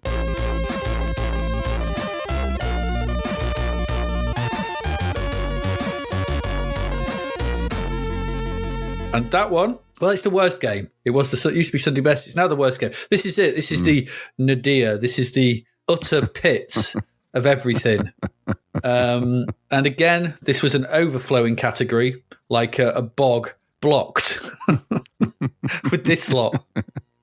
So the worst game, we did our usual stuff. we went away, we made our list. There were 5 games that we didn't agree on, although I think looking at them, we could have, but, we've got we'd just be here forever. The ones we didn't agree on were 3D Pool by Firebird Microprose, which was just stupid idea. Journey to the Center of the Earth, which, I don't know what that was it? I think I can't say it's a worst game because I don't think it was a game. Yeah, there was games in that game anyway. You had to run up the cliffside. Was just awful. Yeah, absolutely. But it did lead to what's his face, didn't it? Eric Chahi, who went on to make some miracle connection. Some came out of it. Roy of the Rovers. Good Lord, that game. There's no nets. Ocean Conqueror. Oh, that stupid thing. Don't move forward. Just game over immediately. Stupid game. That was the one with the DJ mixing console at the bottom, wasn't it, as I remember it? Yeah, rubbish. And finally, Blip Video Classics. That was god-awful. That was yeah. It's like you forgot about Dre, you forgot about Blip. You forgot about Blip. You forgot about Blip. But those are the ones we didn't agree on. Those were just on our personal list. The ones we did agree on, we've got 1, 2, 3, 4, 5, 6, 7. Okay. So the 7 worst game nominations are Human Killing Machine, or HKM. Oh, gosh. However you want to call it. 4 Soccer Simulator. Dynamic Duo. Wanderer. Artura. Turbo Esprit. And Guerrilla War. Oh, dear. Now, how do we split this up? I don't even know where to begin with that lot. I mean, so actually, the one thing I can say is Artura is one of the lowest scoring out of all of them, isn't it? I think. Well, Turbo Esprit and Artura were 9 and 10%. I would argue that we could probably, although Turbo Esprit got 9, we could maybe make an argument that we could kick that out because it's actually a 1986 game. Yeah, and it was crap in 1986. So I agree. I think let's just cross that one out straight away. So it was released. This is when we looked at it. So we leave it. It's one of the ultra runs, but it's not going to get in the top 3 on a technicality. No. So basically the game just drove off into the side for no reason because it's that shit. We didn't notice. So I think that's safe to say. And Turbo Esprit's for the reasons that we wouldn't normally be overly critical to other games of re-release games in this sense. We can't do that. At the end of the day, if this was a contender in 1986 for the award, that's probably where it should have lived in there. If it had been released back then and we'd have looked at it, it would have got in then. Yeah, exactly. But I think we'd go for the 1989 releases. Yeah, the lamb to the slaughter, that one. Yeah. So that leaves, we've got the shit beat 'em up, Human Killing Machine. We've got the horror that is for Soccer Simulator. We've got the Dwarf and Duck. We've got the 3D game with no 3D glasses in Wanderer. We've got Artura, which wasn't finished. And we've got the nightmare that was Guerrilla War. God's sake. What a crappy list. Where do you go with that? It's awful. How do you separate them? What are you going to separate them on? I'm going by my experience. So just my experience of them as games now. Okay. So Wanderer was the Carlton Hanley one, wasn't it? It was. Yeah, it's his first game, wasn't it? Yeah. Yeah. So Wanderer was the one with the little thingy graphics on it. All right. So it wasn't great, but was it? Surely, Human Killing Machine was utterly stupid beyond belief. Yes. Crap. Yeah. Awfully dreadful. And Guerrilla War. There's a special place for that in this list because Guerrilla War was terrible. It was because you couldn't move diagonally, could you? You could only go up or left or right. Yeah, and you just got shot constantly, and they were just coming. Yeah. It was just stupid. It was ridiculous. One of the most ridiculous fields of badly drawn, yellow, blocky horror graphics. Yeah, and it was essentially a Commando Ikari Warriors type game, which we've seen good versions of. So many times. Yeah. So Guerrilla, Guerrilla War goes in the bucket at least. I think Dynamic Duo is bad, but I don't think it's as bad as the others. I think it's stupid, but I don't think it's as bad as those others. I think it's the Dwarf and Duck thing. You basically just it's a boring game. It's very boring and very stupid. Yeah, but I think it stands above the others. Yeah, and I'd say the same about Wanderer. It's not a great game in terms of, but it's not a worst game. No. So I think Wanderer and Dynamic Duo we can cross out, as it were. Yeah. Which leaves us with HKM, Force Soccer Simulator, Artura, and Guerrilla War? Well, I think Force Soccer Simulator was bad because it was 4 times terrible, wasn't it? There was so much wrong with Force Soccer Simulator. I could have done an entire episode on that game, and it annoyed me. I like my football games. I like my football, and when you promise all this stuff from all these people and you deliver that, I mean, I could start with the menu options, the way you controlled the menu. You had to move right, and it moved it down constantly, and you had to press space, I think, to select something. The stupidest system. Yeah, I mean, Human Killing Machine was a really, really, really bad Street Fighter ripoff, wasn't it? Essentially, in fact, it was Street Fighter. Essentially, wasn't it? Just they clearly didn't make Street Fighter. Didn't they pitch it as the follow-up, Street Fighter 2? Street Fighter 2, yeah. Trying to block it out of my mind, but yeah. What history we live in where Human Killing Machine became Street Fighter 2? History of games we would live in if that happened. But I think if we're going to go, so we're talking about the worst game. So I think actually, Human Killing Machine, it was really bad, but it's nowhere near as bad as Artura and Guerrilla War. And I don't think nearly as bad as Force Soccer Simulator. Artura is really awful. Yeah. Really, really awful. Bad graphics, wandering around, those stupid... It was just bad. It was really bad and bitty, really bitty. Yeah, I'm looking at it now. And also broken. Do you remember it was really badly broken? Yeah, you could go through doors, but only one way or something, and you had to see holes in the gaps. There were the other doors. It's stupid. Just a stupid design. So it hurts my head thinking about it. It was really bad visually and orally in every possible way bad. Guerrilla War, equally so. Human Killing Machine, it's not a great game at all. It is really bad. It's a crap Street Fighter game, but there's other crap Street Fighter games that are probably just as bad as that. Yeah, probably. There was that one on the Amiga one. There was that terrible fighting game on the Amiga. What was that one? Oh, there's quite a few stuff like that. But Rise is of it Robots. as bad as Force Soccer Simulator? No, because it's from Codemasters, who know better than to be able to release rubbish like that. Mm-hmm. And B, it was 4 soccer simulations that were really crap at being soccer simulations. Your sprite disappointed when you went to diagonal. Well, for soccer fans, that's there's if you bought that, you were a sucker, not a soccer. So I think you were being suckered into buying what they was pitching as 4 times the enjoyment, which is actually not truth, is it? It's like 4 times the horror. So for me, the dynamic trio of awfulness is Artura, Guerrilla War, and Force Soccer Simulator out of them. Yeah, I think you're right. I'll go with those 3. We just need to have a fight between these 3. Well, now this is where it gets difficult because they're all awful. Artura is really bad for, and then so let's look at the out. You could say, well, let's look at the output of these companies. Is this, and it's so one is Gremlin Graphics, that's Artura. Guerrilla War is Imagine, and Force Soccer Simulator is Codemasters. 3 companies that have done better than that with some of their games. This is, Imagine they've done some good stuff along the way, but Guerrilla War is such an awful thing. And it's also, is that not an arcade conversion as well? Artura, no, I don't think. No, Guerrilla War. Guerrilla War's an arcade. Yeah, Guerrilla War, sorry, is an arcade conversion. So it's doubly bad. Artura and Guerrilla War were both developed by Sentient Software as well. It's a double bill. They've got both. So what a wondrous day it is for them. So I think, you're more the soccer game fan than I am, I have to say. Mm-hmm. So, and I know how much you hated that from the stupid loading screen with that guy fist pumping and Graham Souness.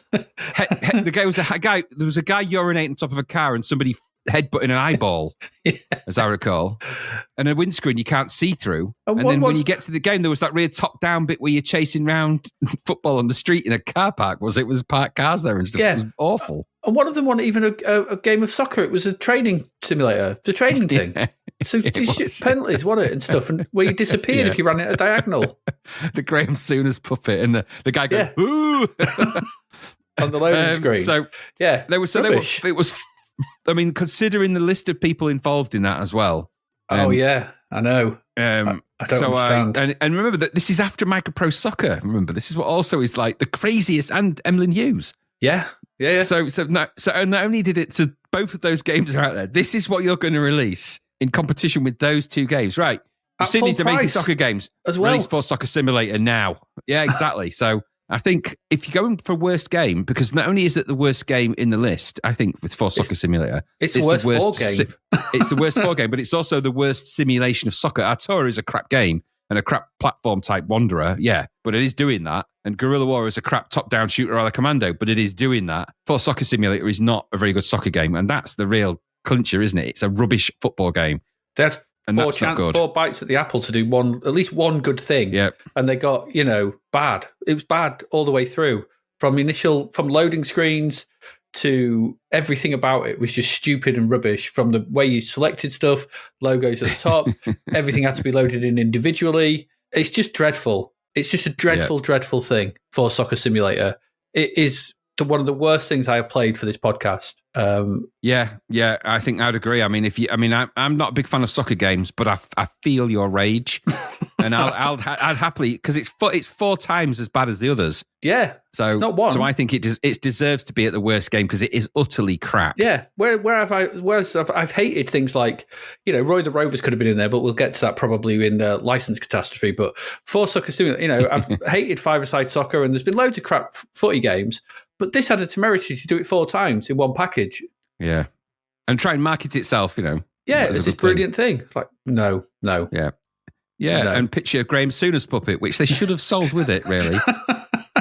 They'd have done that. It'd be in for best game. Yeah. And also, of course, and just as, in a sea of really good football games, that's what you do, is it? That's how you disrupt those 2 amazing games. Release a really, and what you're actually doing there is, I couldn't get that one because they didn't have it. I couldn't get that one because they didn't have it. There's For Soccer Simulator. That looks all right because you made it look enough like those other good ones to pass it off as a game that they would buy. That's dirty. That's dirty game publication, that is. Get it to the number 1 slot and take a big poo on it because it's rubbish. Yeah, there we go. I think I'm happy. I'm happy that that's the worst game of the year. Yeah, I'm not. For Sucker Simulator. Yeah, you'd have to be 4 times the sucker to buy it. Yeah, you would.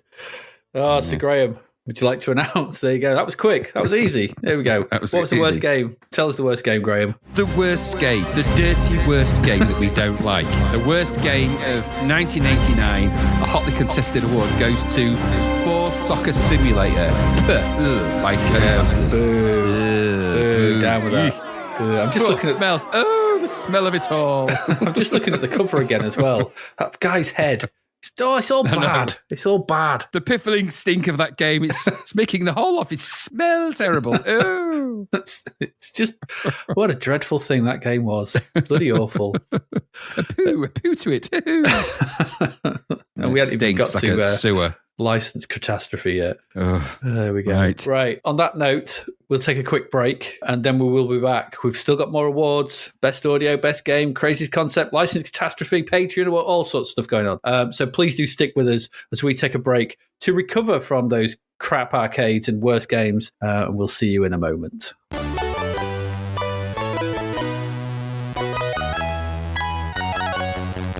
Welcome back. After that trip down horror lane, let's get on to some good stuff. Here in our next award, we've got the best audio for 1989. Okay, so again, we did our lists, we made our thing, we checked it twice, and these are the ones that didn't make it, but I think were mostly from me, but worthy of a mention. They are Citadel by Martin Walker. Good stuff. RoboCop by Jonathan Dunn. The only thing noteworthy in that game, apart from maybe the overlay sprites, but yeah. Inner Space, aka Mantelos, by Charles Deenan. Had that moody long piece, which I quite liked. It's good. And finally, Bomb Fusion by Julian Potts, which I went back and listened to and went, God damn, that's a really good piece of music. But not up there with the top 5. The top 5 that we did agree on. An interesting bunch. We've got Turbo Outrun, Haroon Tell.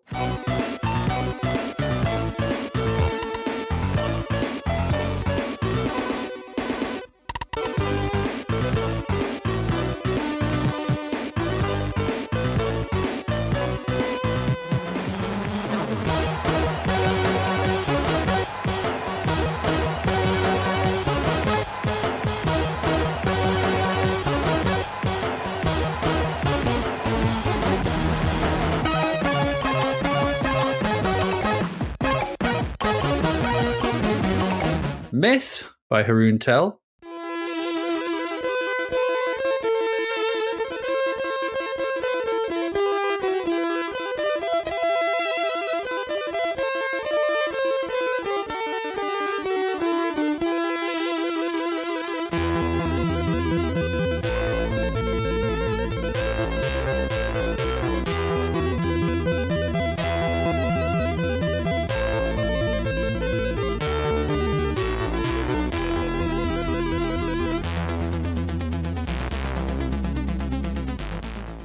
Lead Storm by Tim Follin.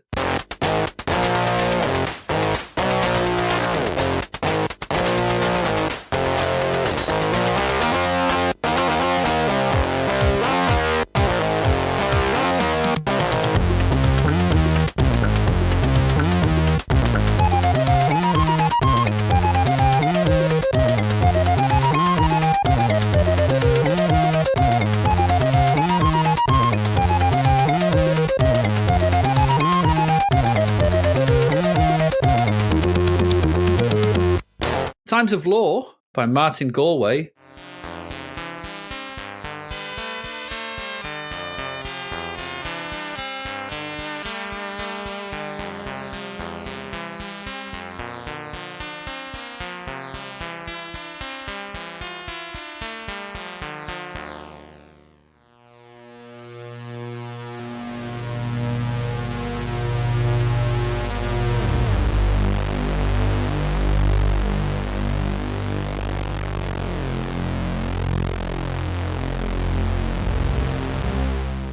And finally, Stormlord by Johan Bjerregaard.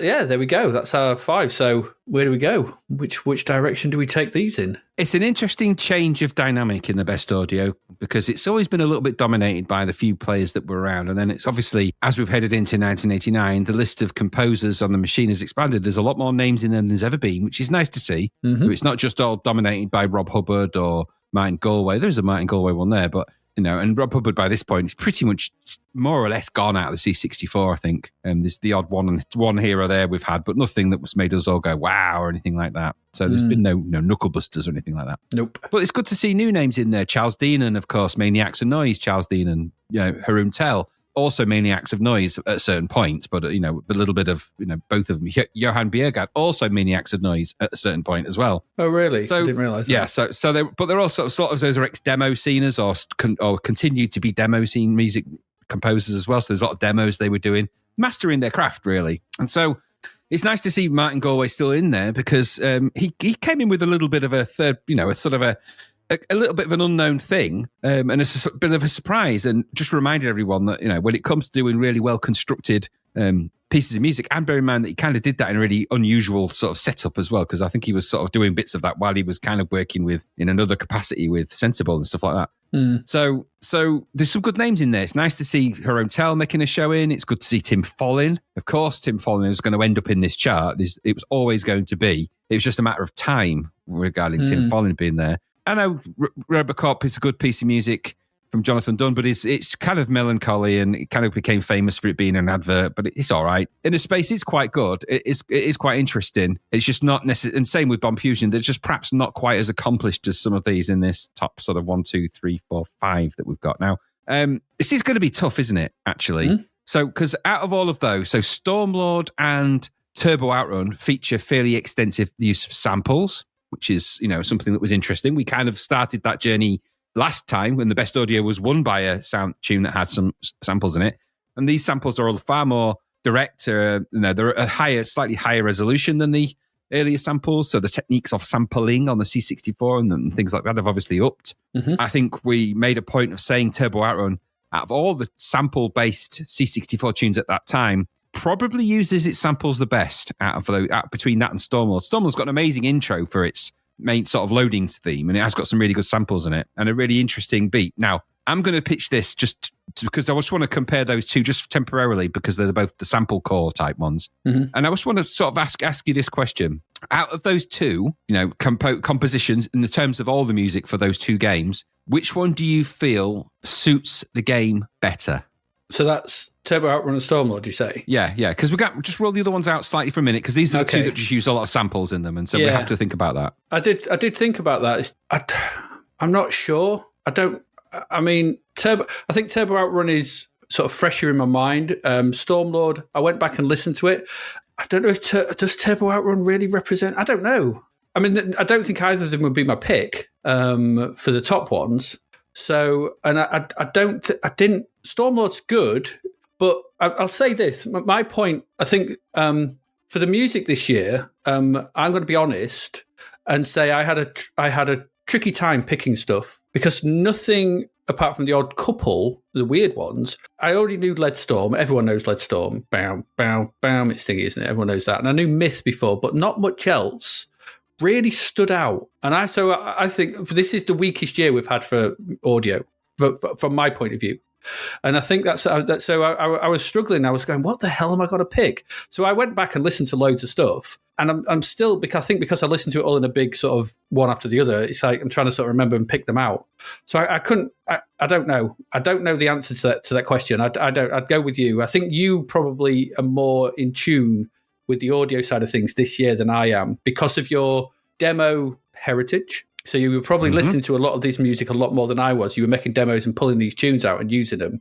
And so I'm not passing the book. I'm just saying I can't pick one. I think Turbo Outrun is an odd one, but Stormlord was okay. But I think for me, Stormlord is probably number 5 in the list. But that's for me. I don't know. What about you? So I think I'm trying to figure out. So because you've got to look at there's a few factors we've got to put into this that we don't normally think of in these instances. So the first thing is the volume of music that's there and how that ties into it. So Myth is one tune, essentially, 1 or 2 tunes, and that's it. There's 2 bits of music for the whole game. Yeah. Now, so a Myth is a great piece of music, but it's not as good as some of the others in the list. It is really good. And remember, this is the best audio, so these are the best of the best. Leadstorm, yes, obviously everyone remembers the initial sort of Smoke on the Water a little bit, but that is actually a very small part of all of the tunescape. Exactly. Yeah. And then you've got an entire sort of jazz section in there. Plus, there's some amazing subtunes in Leadstorm, which often get forgotten about. Yeah, like for Bionic Commando, there's loads of really good subtunes in Bionic Commando that often get forgotten about. And later we know that Tim Folling comes in and goes, "I'll do you a opening tune you're never going to forget." And we'll come to that when we come to that next year. But next year, yeah. But at the same time, Leadstorm does have that, and Leadstorm has the advantage of sounding like it uses samples when it uses none. That is clever. Yeah. So let's just park that into one side for the moment. So you've got Tim Folling doing some clever Sid stuff. Haroon Tell's Myth's music is very good. You know, the but Myth's tune, and I'm only saying this because it's quite kind of current. It quickly becomes forgettable after that first bit. It's not the best Haroon Tell piece of music. It's good. I think that's a problem I had because I remember going back, and I remember Gary would play me tunes and stuff like that. And I think my first exposure to the Maniacs and Noise stuff like that was Cybernoid and Cybernoid 2 and things like that. Yeah, it's her own. Gary was like, "Oh, it's a great tunes. These are brilliant tunes, things like that." And I'd listen to them, and my problem was that they always started well and then kind of went off into that kind of weird. Just they never seemed to pull the whole thing together. For me, like Galway and Hubbard and people like that and the Best Dog Lee stuff did. The whole thing never seemed to, it just seemed to sort of meander into a bit of a twee thing. And that's the problem I've always had with Maniacs and Noise. They've never seemed to get a full tune down that I've liked from beginning to end. It's just me, and I remember that then. And it's happened, when I listen to them now, they always seem to go off after that. They have a bit of a beginning, then they kind of go into a beat and a surprised me for a Rush fan that you would say that. Yeah, but I think they just go off into the. But it's I don't know. They go into a kind of I don't know. I can't describe the beat, but they go into something that that feels like the. I don't. It's hard for me to describe, but it's never something that's really gelled with me. I think you're looking for different types of melodic European style composition. So you have to step aside. Rob Hubbard is a professional musician, first and foremost. And so you have to sort of remember that he was a musician before he was a C64 composer. So his compositions come from a professional musical composition background. So they're going to be more structured that way because that's the way he's been trained. Some of these composers here are just kids at this point. I think Haroon Tell is 17 when he's doing this music, or 16, 17 years old. So, so for them to be able to compose the things that they do in that age with this kind of ferocity and this kind of output, remember this is so all of a sudden, think about 50 tunes coming out from these guys. They're prolific, if nothing else. Yeah, there's a lot. I know. Yeah. So, and Cybernoid 2 and Cybernoid, I think I get what you're saying, and I sort of agree. when they get it right, they get it right. When they get it wrong, it kind of loses its melodically meanders a little bit. And so the latter half is sort of, because a lot of the tunes, a lot of core composition of music, you have a sort of a main refrain, don't you, that you bring in and you use, and you bring that back and you do it in different ways. And that's how a lot of music does. Some of these have that a little bit. Myth's got that opening refrain. How often is that revisited as part of the musical score? Who knows? But maybe not that much. No. And so I think they go for a beginning, middle, end strategy, but not necessarily melodically. And in order for that to work melodically, you have to kind of not structure it like that. You can't just have, right, that's the beginning bit, that's that done. Now the middle bit. And that comes from that does come from a tracker-based composition style where you are compartmentalizing the music into sort of, and they may not even use trackers, so I know I'm not speaking on the techniques they use, but that does lend itself to that idea. And I know that from composing on things like Octamed and Pro Tracker and things like that, you can become you create blocks of sound and you organize the blocks. And so, it can start to feel like you're listening to the same block, and it's like, and so maybe there's a bit of that. And I completely agree with you. I think that these are an interesting bunch because they're not. 1989 was an odd year for music. I don't remember us at any point really going ape over a piece of music in any particular game. Well, I think that's yes, we did a little. I think there's some certain things where they did it really well. So not necessarily Myth. We just sort of said, well, Myth's got great music and it has. I think Lead Storm deserves a place in kind of the top. I think Lead Storm deserves a place in a top 3. Yeah, I'd agree. Because it's got such control of the C64 filter that I don't know anyone that's ever done it either as good or ever as good as that, unless they're in the demo scene somewhere. Maybe now modern day stuff with L-Man and stuff like that, which is just mind-blowing. But that back then, Tim Follin's music sounds like nothing else. Nothing else sounds like it. Yeah, you're right. So I think Tim Follin needs to be in there. I think second to that, I would argue Turbo Outrun needs to be in there because Turbo Outrun captures something, and we said this about it when we reviewed it. Now, it's got, you've got that Turbo Outrun, and all the stuff in the sample stuff. So put that to one side. When the game starts, you get that music, dun dun dun dun dun dun dun dun dun dun dun dun, and you get that crowd noise, or the engine's revving. It really, really suits that game, and it's instantly you're getting into it. Now, the rest of the game might be arse, and it is. But the rest of the music in it is directly taken from the arcade. It's the same as the arcade music.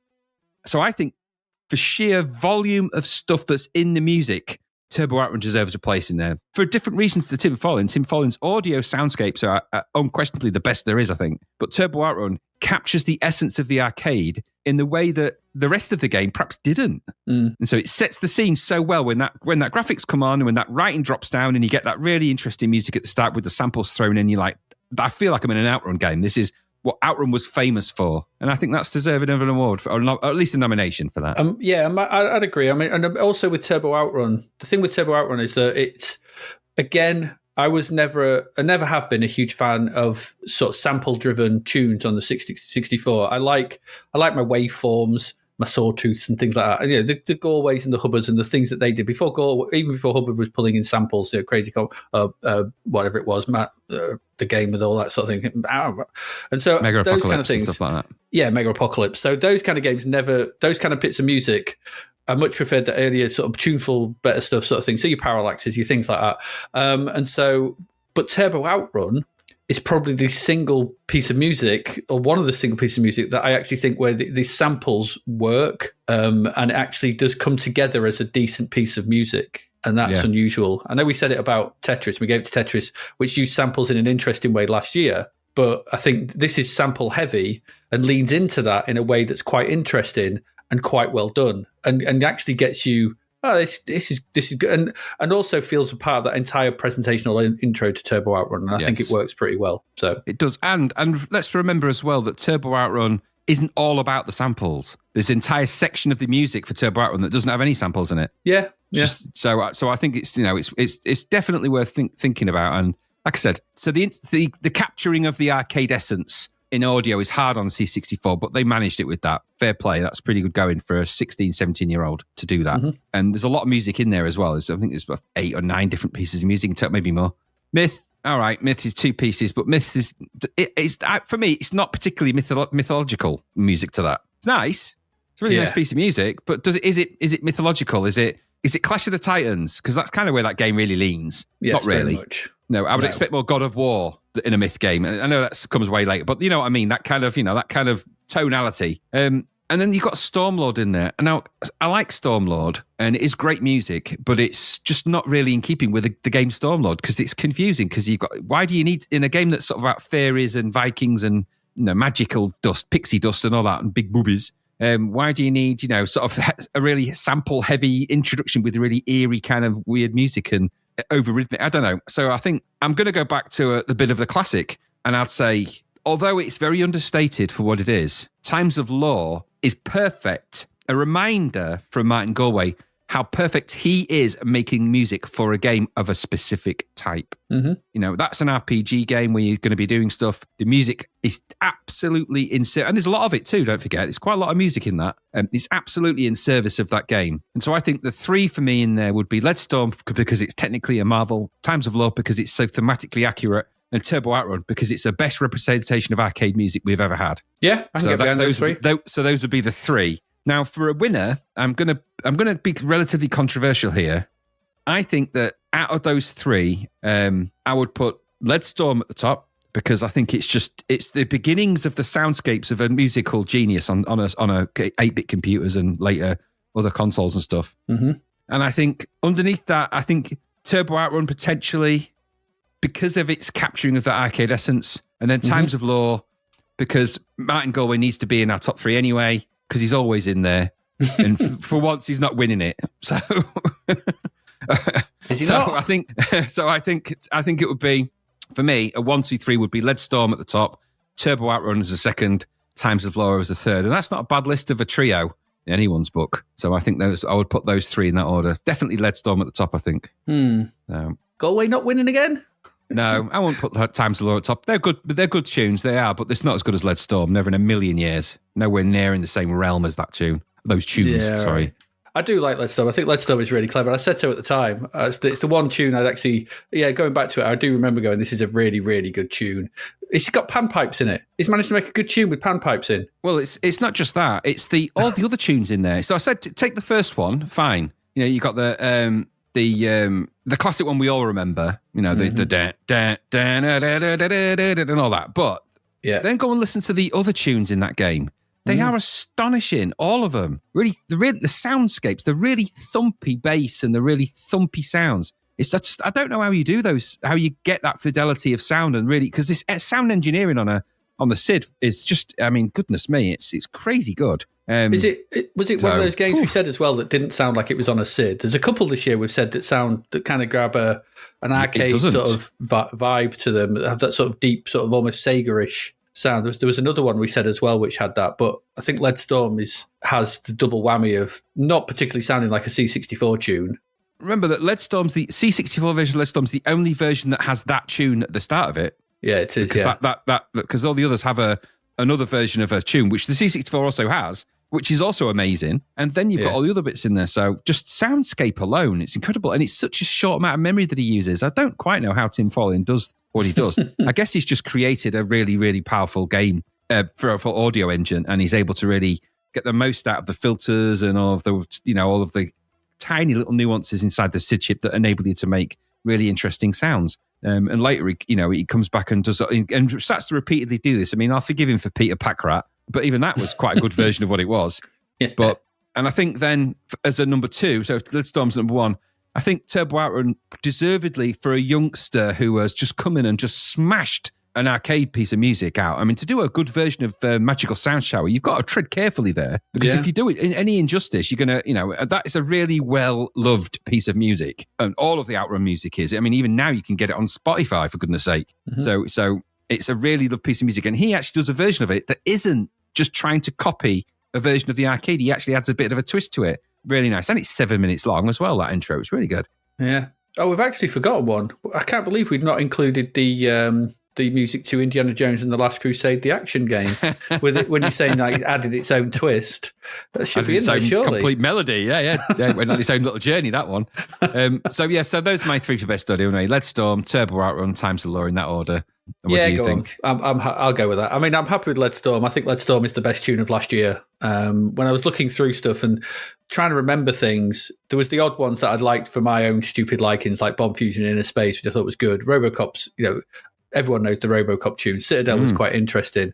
But Lead Storm is the one that I went back to and, oh yeah, Lead Storm, of course. As soon as I looked through them, I was like, yeah, dun. And not because everyone knows like I said, the Deep Purple intro, or Sabbath. Sorry, Sabbath. Is it Sabbath? Yeah, it's Sabbath. Purple. It's Sabbath, isn't it? Yeah. Smoke on the Water, isn't it? Yeah, Smoke on the Water. So everyone knows that, but it's like once it goes off on its own, it's like do do do do and pond pipes and you're like, what the hell is going on?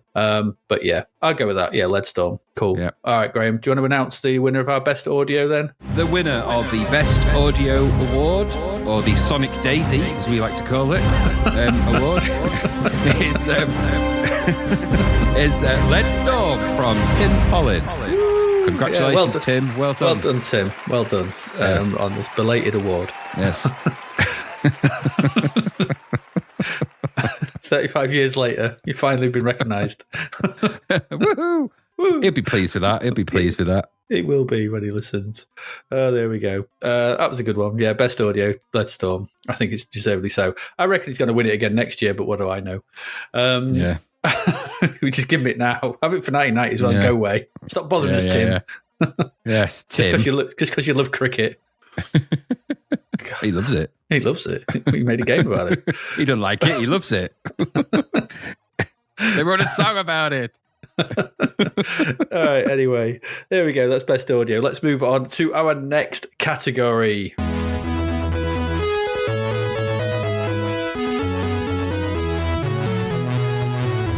And that one, well, here we are. We're in, what were they, smoking territory. We are in the craziest concept. So once again, we went away, we did our thing, we made our lists. The games that were on separate lists that didn't make the double whammy, we had Pteropods. Stupid.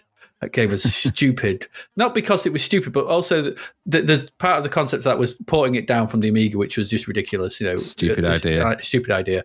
ARG, which again, the fact that it's not winning any categories is, but whatever. It's dreadful. Spitting Image. I know. So Spitting Image, yeah. Let's make it into a 6-round fighting game. That is a crazy idea. Okay. Yeah, all right. Monster Grand Slam. Yeah, the Grand Monster Slam was a crappy one. Oh, Grand Monster Slam, yeah, sorry, Grand Monster Slam, stupid. And Myth, but that Myth was just to Mark Hale for that story. Yeah. Yeah, don't worry, he'll smile through whatever teeth it was. I can't remember the stupid thing now. Oh, yeah, his silver tongue. His silver tongue, yeah. Remembering that. So those are the ones that didn't quite make the cut from the pair of us, but the ones that did make the cut from both myself and Graham were Street Cred Boxing, a WoW Software Reptilia Design, Pasteman Pat from Jeff Calder, Dynamic Duo by Spew and Axel, Roy of the Rovers by System Applied Technology, and Wanderer, Walking Circles, Carlton Handley. No. So, all right, okay. Street Cred Boxing is one of the stupidest things. It's been my displeasure to come across. When I started playing that, and I had to, what did you have to? You have to hammer the fire button to make 5 men get lives. So that's how it starts. You have to punch the punch bag to get your lives. To get your lives, and then you go into a gym. You're never on the street. There's no measure of your cred. There's nothing. It's stupid. There's no bearing on the game. So, God's sake, Paceman Pat. What was that? What, putting up things in a square? Put posters up while you're being attacked by people on the side who are lobbing stuff at you. Was it so bad? That was that guy with that massive weird hat on his head. Do you remember? He looked like a man burger. And you were putting up posters for games that didn't come out on the C64. Yeah, that's right. Yeah, yep. So ain't good. Well done, Codemasters. Well done on that. You could have changed the images to sort of games that came out. Full Soccer Simulator, for example.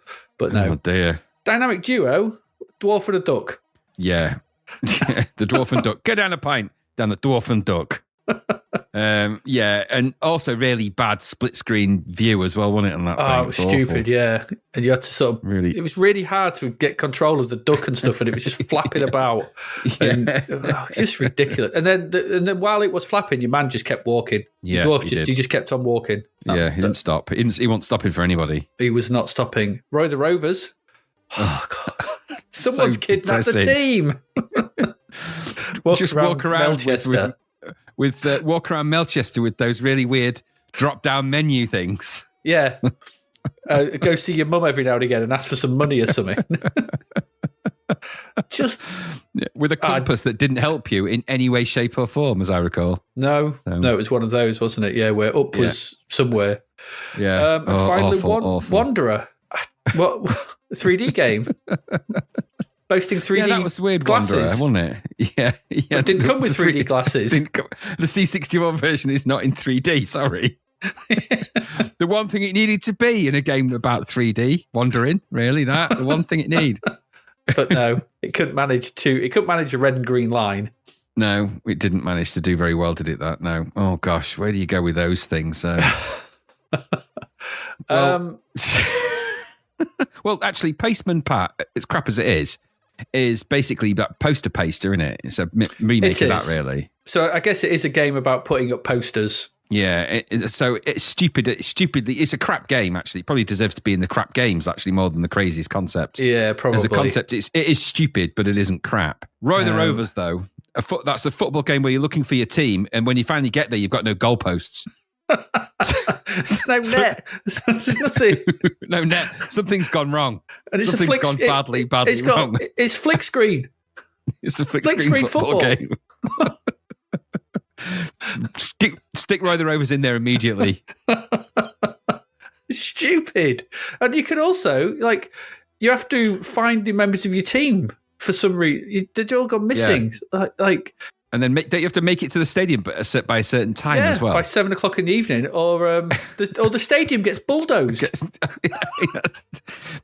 Stick it in that bloody category immediately, right away. Why were you even debating? I mean, it may be that may have been, considering what we found out about the stories that were actually in there, where people were losing legs and get kidnapped or whatever. It could have been just a sort of, that was Monday in Melchester. Just what happened. So I don't know. I didn't read enough Roy the Rovers to know. But as a video game plot, to wrap you like Roy the Rovers? I bought you this game. It's a football game. Why am I wandering around the most boring town in the world for 10 hours? Trying to find a team. Stupid. My suggestion, my 3 would be Dynamic Duo, Roy the Rovers, and Street Cred Boxing. Yeah, I've got no question about that. Roy the Rovers, definitely. Dynamic Duo, definitely. Stupid double controlling duck game that doesn't work. And Street Cred Boxing, because even if you made it to the street in that game, you're not getting any cred for it. The idea of because I remember the front cover of Street Cred Boxing was it's that black guy boxing. What it was a black boxing guy who doesn't feature in the game. You've just got yellow panted enemies all over. Do you remember this was Attack of the Yellow Pant Gang? Yeah, I remember now. I mean, if you wear banana coloured trousers in the gym, you're likely to get attacked, and not for the reasons you might think. So no, Street Cred Boxing was stupid because it was not a boxing game. There was no street and no cred. And there was no other story to it. It was like, what did it all mean? Why am I in it? Why do I have to punch a punch bag for lives? Why is that even a thing? Just give me lives. Why do I have to earn them by punching a punch bag? I guess you're training for them, but why does that give you more? And it was also really hard because it was at the time all stupidly hard. Good animation on his arms, though, I remember, although they were perilously thin and wobbly. And then Dynamic Duo, I mean, goodness me, it looks so bad, Dynamic Duo. It's hard to get your head around how bad that is.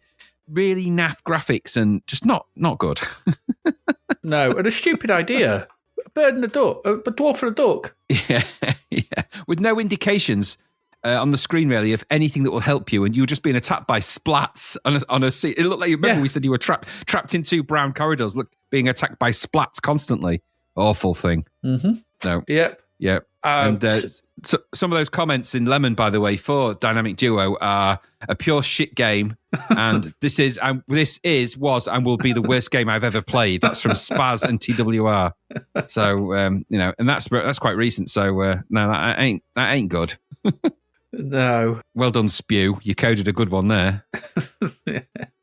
Just, I don't know. Where do you go with those three? I can't.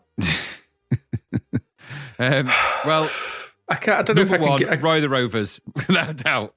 You reckon? A football game with no team and no goal. And about kidnap, and it's got those stupid images at the beginning where Roy just on the telephone, like it was drawn on koala paint in about 5 minutes, and there's sort of businessmen behind him. Yeah, exactly that. Yeah, it's got those really bad images. The team has vanished, and the promoters may pull out. No, yeah, and it's just all bad. It's all shades of bad. It's just, yeah. Oh, I'm just looking at it now. And he runs around in his really goal. weird red leotard, doesn't he? As well, it's really odd. There's no goal. I can't get away from a flick screen football game with no goal or nets. No. It's bad, weird side view flick screen, no net football. It's just it's utter Melchester. shit. It ain't. It's, there's no crowd as well, was there? It was just that scrolling gremlin graphics thing at the top. Yeah, it was a bad adventure game tracked into a really bad football game. It's the least good of both of those things as well. It's really bad at doing both of those things. So that's what we said at the time. I think it's if one of them was all right, but it's just the worst of two worlds. Why did Roy the Rovers need to be an adventure game? And especially following the standard formula for these things, wandering around the streets, looking for stuff. Yeah. But principally, the teammates that you've lost that have been kidnapped. Yeah. That's pretty serious stuff. No, anyway. Yeah. What should we base our Roy the Rovers game on?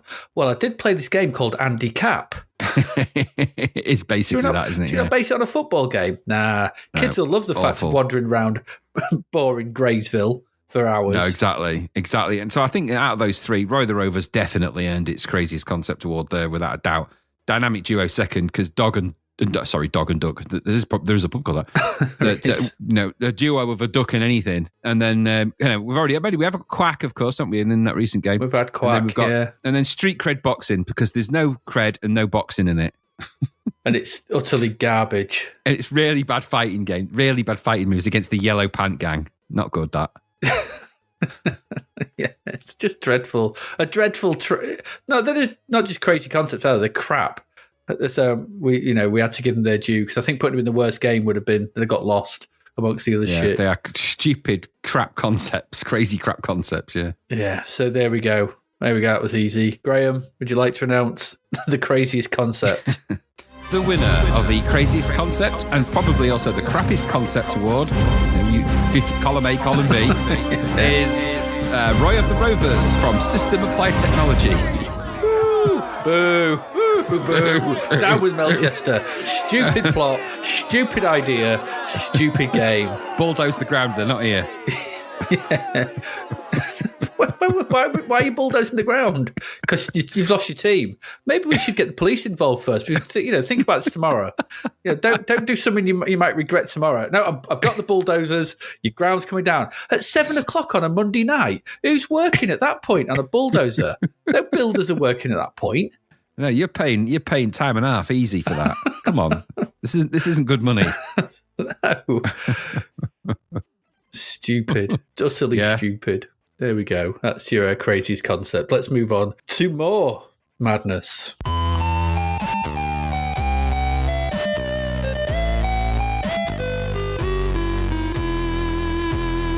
Because it's that time. It's time for the licensed catastrophe. Oh dear. Oh dear, indeed. Well, this is gonna. There's a lot here. This is going to be a tough one, perhaps. Okay, the games that didn't make it that were nominated by either myself or Graham are RoboCop from Ocean, a game you couldn't finish. It was broken. Yeah, broken cop. As a licensed catastrophe, that's quite bad. Blue Thunder, technically not a license, they've just nicked the name. And it's an old re-release. And also Gary Lineker's Super Skills. Gary unhappy. Gary not happy. Gary mad. Gary not in list. Sorry, Gary, you're not in list. Off you go. Off you see ya. Oh, Gary walk. That's a cupboard. Gary toilet. No, Gary. Not in there. That's the kitchen, Gary. The kitchen. Oh, Gary Toilet. Oh, Gary. Oh, God's sake, Doris, get the big mop. He's really going for it. Oh, I'm going to need a mop. All right. The games we did get together, though, we did all agree on, and there are 1, 2, 3, 4, 5, 6, 7, 8, 10, I think. Oh, dear me. Batman the movie, The Untouchables. A lot of these came late. They came late in the year. Indy the action game. Oh, dear. Indiana Jones and the Last Crusade, the action game. Red Heat. Top Gun. Yeah. The Running Man. Oh, my Lord. Tom and Jerry. Spitting Image. Who Framed Roger Rabbit. And Roy the Rovers again. Of course it is. Right. I'll tell you something, right? I'm going to take one out of that list and potentially put it straight in the top 3. Go as on. controversial as that might sound, without any question. And I'm only saying this because it is so bad. It's so bad as a licensed game. We have to really think about this. The Running Man. Yes. The Running Man. Yes. I'm all for that. Game is so bad. I mean, it's contender for worst game, but that's a license catastrophe by definition. So I would say of that list. By license of what we said about, what was the other one we said something about from ages ago? It might have been Top Gun. We said about it before. We kicked something out for not being from this year. Turbo Esprit. So it's 1986 in it, or 1987. I'd agree. So take Top Gun out. It shouldn't be. It should never have been released anyway. It is a license catastrophe, but it would have won back in 1987 had it been in Zzap then. Or it would have been in the list, wouldn't it? So yeah. But it is a license catastrophe. But there's others that are worse that are more current. So. Yes, very much so. So we'll take Top Gun out because, like you said, the Running Man, I think definitely. Then we've got, obviously, there's the big 2 at the top, Batman and the Untouchables. I mean, they're the gold medal winners. And here we are going, you're dreadful. I'm just going to what I'm going to do is I'm going to just park those 2 for a minute because they're basically the same. They're the same game, principally, at least almost, the first. Yeah. Some of the reasons that they're in there are the same, actually. Because... But at least Batman, but The Untouchables does have a special place because it's so off the mark from the film. But I'll just come back to them 1 second because I want to sort of whiz through a couple of others. I think actually we could probably take out Who Framed Roger Rabbit out there because Who Framed Roger Rabbit isn't very good, but it is about Roger Rabbit. It does feature Roger Rabbit, and he is doing Roger Rabbit-y stuff, and it's all the characters from Roger Rabbit. So it kind of sort of gets away with it. Certainly, I just don't think it's necessarily as bad as some of the other things that are in there in terms of a license catastrophe. And it was made by Buena Vista, so they've only got themselves to blame for that. Yeah. So this isn't a third-party outfit making it. That was Disney that made their own crappy game. But it certainly deserves to be in there in that list. But it's not the worst. It's not as bad as say Howard the Duck was or something like that. No, it's not. No. Would you therefore take out? I mean, Roy the Rovers is crap, but I don't know how well it is. It might be that's a very, very accurate representation of the comic. Yeah, exactly. I don't know that it is, we saw that there was kidnapping plots and things like that in the comic. Yeah, we did, and it does admittedly badly, but it does look like Roy the Rovers, like Who Framed Roger Rabbit does look like that. So they kind of look like they're supposed to. They kind of have the elements of it. They're not terrible versions of their licenses. Let's put it that way. Okay. So I think I would agree. I'd agree with you there. We could probably just strike those 2 out. That's had its moment in the Hell Sun. It has, yes, it has, and it deserves its place where it is. So I think there's a Spitting Image I might throw in the same realm as well. Spitting Image is a crap idea for a game, but it does feature Spitting Image characters, and it has a Spitting Image-y tone about it, albeit that it's just a stupid idea to make them fight and do fighty stuff. Yeah. But it isn't. Right. It's not. It's as a license goes. It's in keeping with the kind of anarchic temperament of that license. Yeah. Yeah, it's a bad idea, but at least the constituent parts, they've got all the puppets and stuff and the little bits at the top and stuff. So exactly that. Yeah, okay. So that leaves us with some. So there are some, category 1 thought processes here, isn't there? So firstly, we've got the Running Man. Okay, Indy the action game. Clomper. So Clomper the action game. Clomper the inaction game. Exactly. No action in it. And this is an Indiana Jones film, principally about the action, where it misses all the key scenes out, or at least it seems to miss them out, and favours the scenes that are just either side of those scenes. So the easy to do scenes. So and it's also not very good at what it's doing. It's a really bad game. So that's a big license, humongous hit. I mean, you're not talking about a small hit with Indiana Jones films. You're talking about a humongous hit. Mm-hmm. So I think that's, let's put that one in the sort of maybes. Red Heat, that's just a topless man punching his way through various locations for reasons. I think that's dreadful. I think Red Heat is a catastrophe. Yeah, no, don't get me wrong. It's absolutely awful. It's nothing to do with Red Heat. Nothing. That doesn't happen in Red Heat. There's one scene where he fights out of a sauna. The rest of the film is more like a buddy cop film. He doesn't just Schwarzenegger just rip his shirt off in scene one and just punch his way through 90 minutes of the film. No, he does shirtless. not. And it's dubious, that film, very dubious. So Red Heat again. Let's just put it in the sort of it's glowing at the moment. Indy is glowing for just slightly different reasons. Tom and Jerry is utterly, well, I'm going to say this. Tom and Jerry is a really bad game, but it doesn't necessarily mean it's a licensed catastrophe. It's just a crap game. And it annoyed me because of the thematic of what they did with Tom and Jerry, because there's so much more they could have done. But it does feature Tom and Jerry, and they do look like Tom and Jerry. Yeah, but did you ever know that Jerry entered the infinite every time he went in a mouse hole? yeah, exactly that. Yeah, and I get it. They try to emulate going through whatever, and the stupid stuff, and it is crap. But that's more the game idea is awful for that. Yeah, probably should have been in another category. But it's it's there. But is it as bad a catastrophe as Batman or The Untouchables? Now, we have to sort of look at those as and sort of look at our rationale for, because these are gold medal winning super licenses. I know. I don't know why, and we have to look at this sort of and look at it and think, okay, what are the elements of Batman that made it a catastrophe for you? For me, yeah. Well, the opening scene is boring as hell, and you don't feel like Batman. So that's the main thing. At no point playing this game did I feel like Batman. Yeah. We just played Batman the Caped Crusader earlier in the year, and I felt more like Batman in that, like the detective solving stuff, working stuff out, and things like that. Yeah. This is a rote ocean game, using that, as we've sort of seen, that hanger technique, which is just a big square. There's some levels and stuff like that.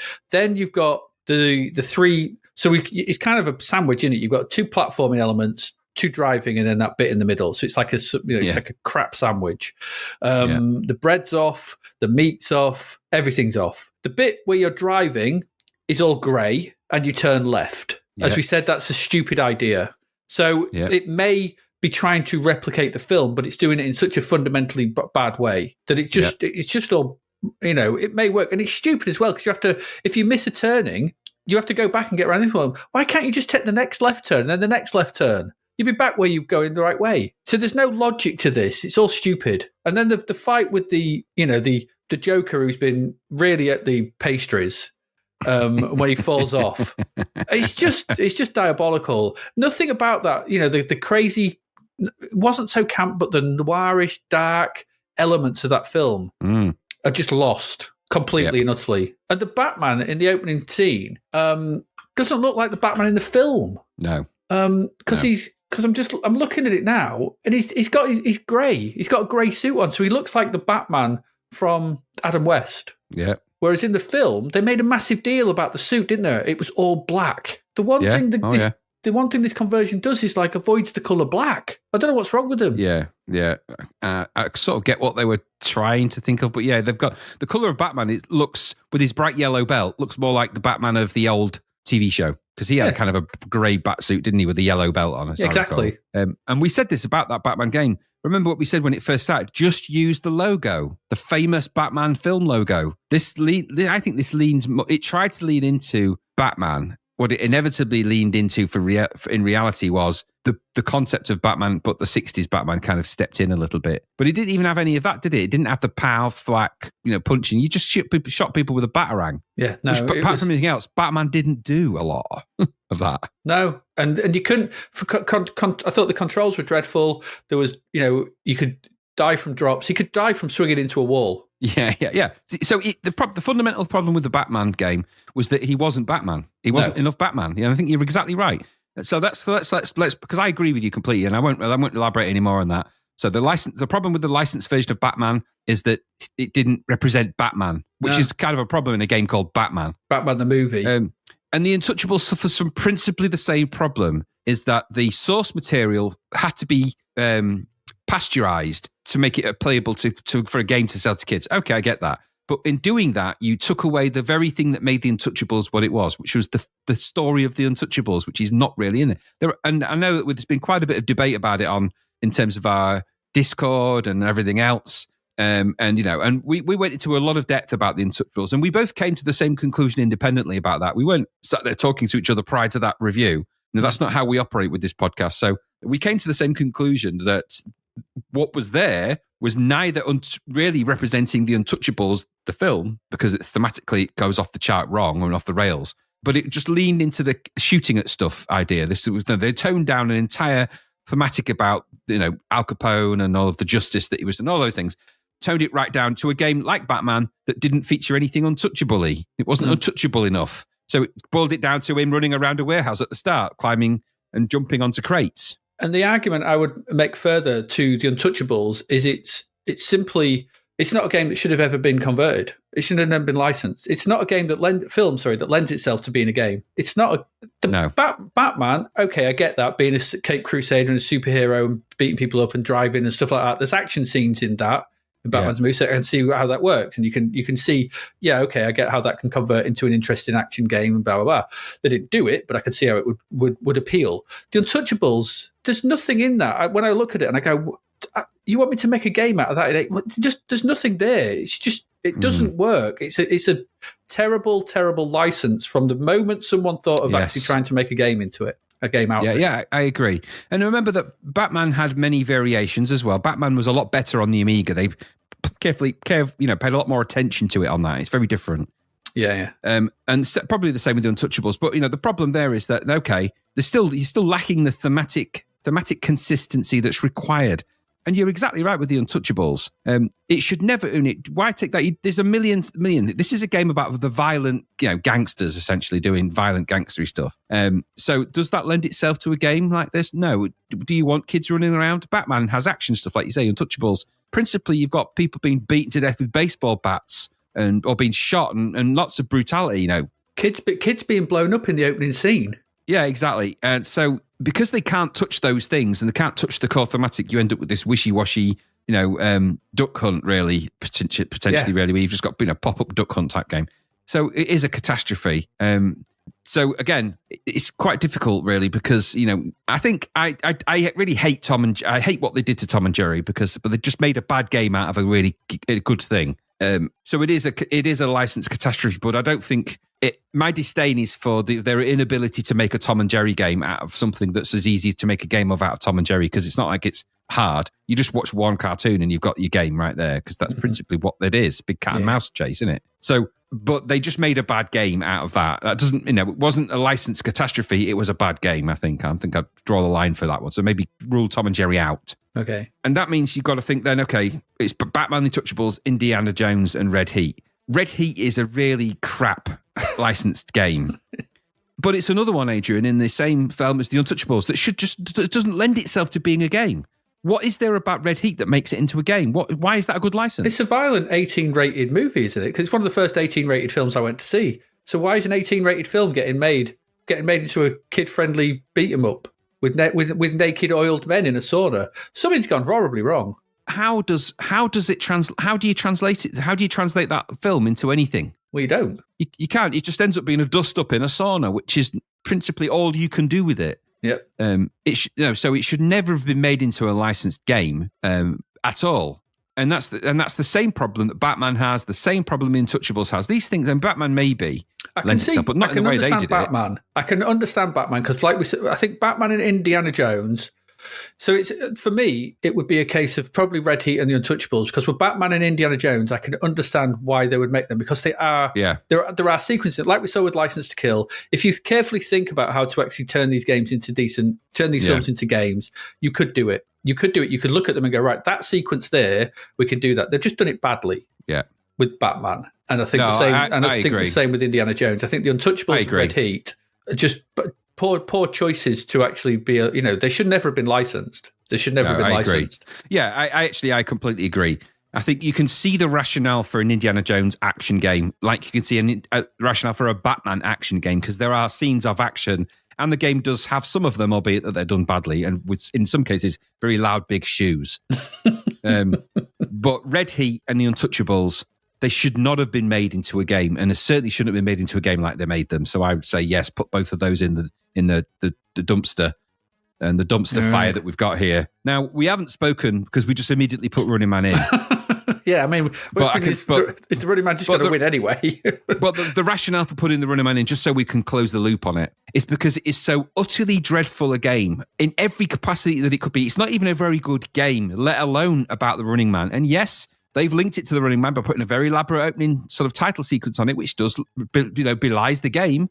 Yeah, When you get to that game, there is literally nothing in it. Nothing. No. Now, I get it. In the film, there's not a lot in the film, actually. I rewatched the film, and they allied all of the part where they get to the game show. So you just start the game show. But there's, and there isn't a lot in the game show. I'll give them credit where credit's due. It's not like it's complete, it's not like there's tons of people to fight. There isn't many people in there. But there's literally, in a game, you need a bit more than just nothing. And so they take all of the context out, which is what they did for the Untouchables and what they did for Red Heat and all those others. It's just that because this probably should never have been made into a game, but I can sort of see, like Batman, I can see why they may have lent into it. If you'd they didn't make it good. Yeah, if you'd have said to me, make a game out the Running Man, I would have looked at the Metal Gear games that come out now a couple of years back on the MSX sort of thing. I would have made this a top-down sneaking game through ruined environments, and then I had a boss fight against the boss thing sort of thing. So you were sneaking past guards and stuff like that. You couldn't see, kind of like that Rambo 3 cameras thing. And things like that. Yeah, kind of like Rambo 3. Something similar to that, which I think if you'd have done that, kept it simple, but they didn't. They did decide on guff. Yeah, where you got attacked by dogs and made you fall backwards. And you couldn't jump. You couldn't climb up bloody blocks of cinder or whatever they were. And so it's just a terrible idea from start to finish. But you could have done something okay with it. I don't think so. I can see in my head, as a game designer, if someone said, "Oh, make a game out of the Running Man," I'd be like, "Okay, an 8-bit style game." I'm like, "Right, I could probably do that." Yeah, make a game out of Red Heat. Make a game out of the Untouchables. Yeah, and I suppose you're right, because principally the Running Man is a game. It's got bosses. It's a game already. Yeah, so all they really had to do was just do that, but they didn't even manage that. Yeah, they just had to fit the bits you didn't see, the bits that the film relied on, where you're maybe sneaking through the areas. Yeah, and there's your game. It's written for you. Yeah, exactly. So, but they failed to do that. So is the worst thing that they took a game, they took a film where you could have made a decent. I mean, it's worse than the Batman and it's worse than Indy. So it's the worst of those three that could have been, those things. That's why it's in there. So is the worst thing that they took a film which with not much thought, not really, could have been made into a decent little game and a decent sort of version of the film. Is that worse than taking a film two films that probably should have never been made into games? I don't know. Partially, yes, because everything's there for you. Yeah, so you get it wrong. You've been giving everything you need to make it into a good licensed game. Yeah. No, you've got characters, you've got the plot, you've got bosses, you've got levels, and the boss you've got levels, and the bosses all have individual skills. I mean, this is like Kung Fu, really. Yeah, it's a boss. It's a boss fight. It's a boss run, you just exactly. But they did have attempts at those things in there, but not in any really meaningful, playable way, and not consistently either. And then you've got this weird sort of alternate bit where you have to figure the weird puzzles out. No, it's just for slightly different reasons. Actually, it's a licensed catastrophe because of what they actually made, and the other two are licensed catastrophes because of what they didn't do. But the effect is the same. Yeah, the effect is the same. So now, out of those three, does Running Man need to be at the top? I think so. I think it has to be because it's just poor in every way, and it's a terrible license anyway. It's a game. It's a game show. It's a film about a game show. The word "game" is kind of key there. Yeah, and like I said, you've looked at it and you've tried to do something which you couldn't do, and you could have done something really simple, but you just chose to do this. Now, whether it's because absolutely that wouldn't have, but it would have worked on the 16-bit. The 16-bit, it's not like things like Chaos Engine and things like that. Exactly, you could have done it. They could have done it. It just that requires a little bit more thought and time than they probably gave it. And then as a 2-3, I think we've got it right there. Red Heat, I think number 2, because it boils down a concept of a film which is already a high concept. Boiled down a high concept film into just punching people through various locations, which is not really what it's about. And likewise, The Untouchables, I think actually out of the two, perhaps The Untouchables is more reprehensible in that they also treat the subject matter with such disdain so that they don't even use thematically consistent music. and they have stupid credits in it, which are really silly. Yeah, exactly. Ready is crap, but it doesn't have that in it at the very least. It doesn't take the piss, which the Untouchables I felt did. And that felt like they were taking the piss out of the people that bought it, really. Yeah. And also with the Untouchables as well, it's that end bit. It's the end bit was it Nitty? With Nitty? Where you get the blood curtain, yeah. Where you shoot him off the ledge and he falls off and he goes running down sort of thing. And that completely and utterly destroys the point of that scene in the film. We spoke about it in the review, about he's crossed the line, he's done the thing, he's done the Chicago way, and it's just gone because now it's just a boring shootout and you're being shot at. You have justification for your actions, and I guess obviously whatever, but this is the whole point of you can't do the film. You can't do the film because it doesn't lend itself to being a game. Well, the key end of the film is that Elliot Ness gets Al Capone. No matter what the cost. In that game, he doesn't. No, he doesn't. No. Who knows? You don't. I don't even know if you at any point if you know you're after Capone. I don't know. That's what I mean. So that's what I mean. That's how badly you missed the target. They didn't really think about Al Capone in a film that was about Al Capone. No, they didn't. So the Untouchables definitely number 2. Very closely run Ready for number 1 for me, but it's number 2. And Ready is it's dumb. It's a really dumb idea it's a dumb film anyway, but taking the dumbest bit of the film and making it into a really dumb game, an endlessly dumb game. Well, that takes a special kind of dumb to do, doesn't it? So it's not good. No. So there's that. I think that's our 3, isn't it? So goodness me, what a licensed catastrophe they are as well. Goodness. Yeah, this has been a proper banger year for licensed catastrophes. But Graham, if you would like to announce the winner of the licensed catastrophe. The winner of the licensed catastrophe game for 1989, a deserved winner, goes to The Running Man from Grand Slam. It is also Rankin Padres, The Untouchables from Ocean, of course, Red Heat from Ocean. Yeah, indeed. Yeah, it's not worth losing your head over. Nothing is. Not worth losing your head over. I'll be back. Only in a rerun. Running Man, Untouchables, Red Heat. You remember them? Yeah, I was just thinking about, just to go back to Running Man for a minute. Do they mention Killian in that? I don't think they do they? Don't think so. I think you do. I think you fight him at the end, don't you? Yeah. Well, briefly. Yeah. I don't know. It's garbage. It's just crap. Yeah, rubbish. Oh, there we go. Right, we're going to take a quick break, oil our larynxes, and we're going to come back because we've got the big one after the break where we'll be discussing the best game. So stick with us.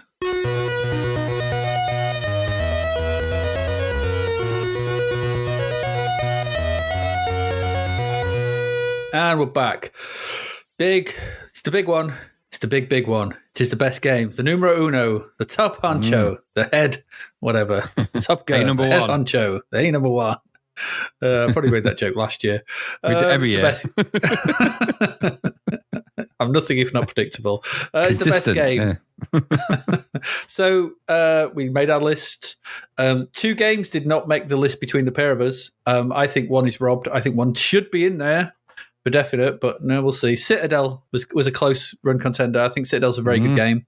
Does it stand up against the rest? Probably not. Stunt Car Racer was the other one.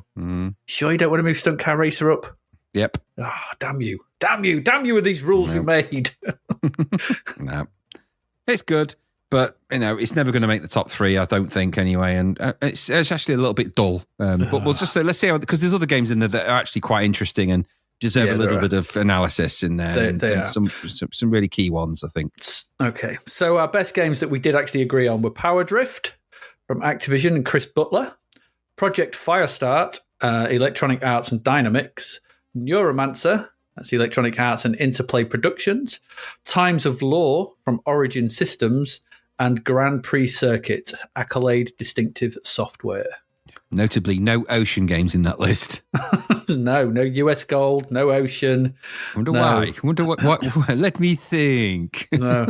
In fact, primarily, apart from Power Drift, but that's Activision, they're all American. Yeah. They all come from the other side of the ocean. America. Okay, so we've got 5 big old games there. I mean, the odd one out, probably of those 5 is Power Drift. I don't know. It's an odd one out. From a sort of what I mean from an odd one out is like as in terms of scope and scale and doing lots of disc-based stuff. I mean, it's a single load is kind of what I mean. It's, I know Times of Law is as well, but there's also all those bits at the beginning. So, and Power Drift is an arcade conversion, so it's not it's not an original game. The others are original games. So that's what I mean by it's a bit of an odd one out, but not in terms of quality or anything. Obviously, I voted for it as well, but it feels like an odd one of that lot of those 5. Yeah, but it's the odd man hypothesis in effect right there, but it's there. It has a place.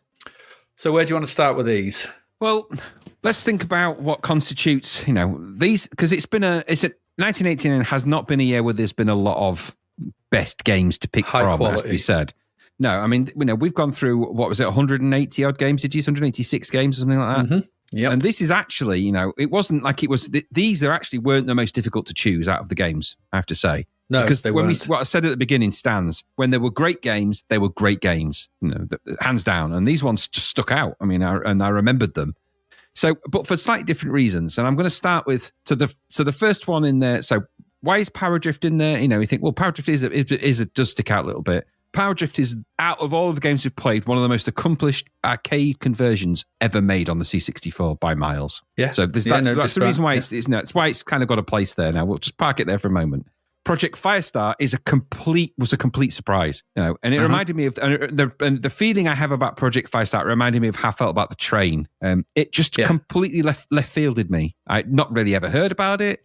I've never really even played it or not played it at all. And I didn't realize that game's importance until you play it and you realize how influential it must be in some whatever way that is influencing. Project Firestar is a very important game. Very important game.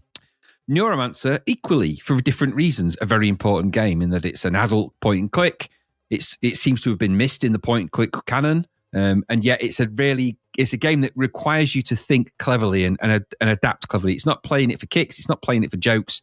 There's a really good, interesting game that goes deeper and deeper the deeper you go with it. So the more you get into that game, the more it reveals to you. And that's an amazing thing for a game in 64 and in the C64, really. Times of Law is just an astonishing achievement for an RPG that I didn't even know existed. I didn't know games like that even existed on the C64.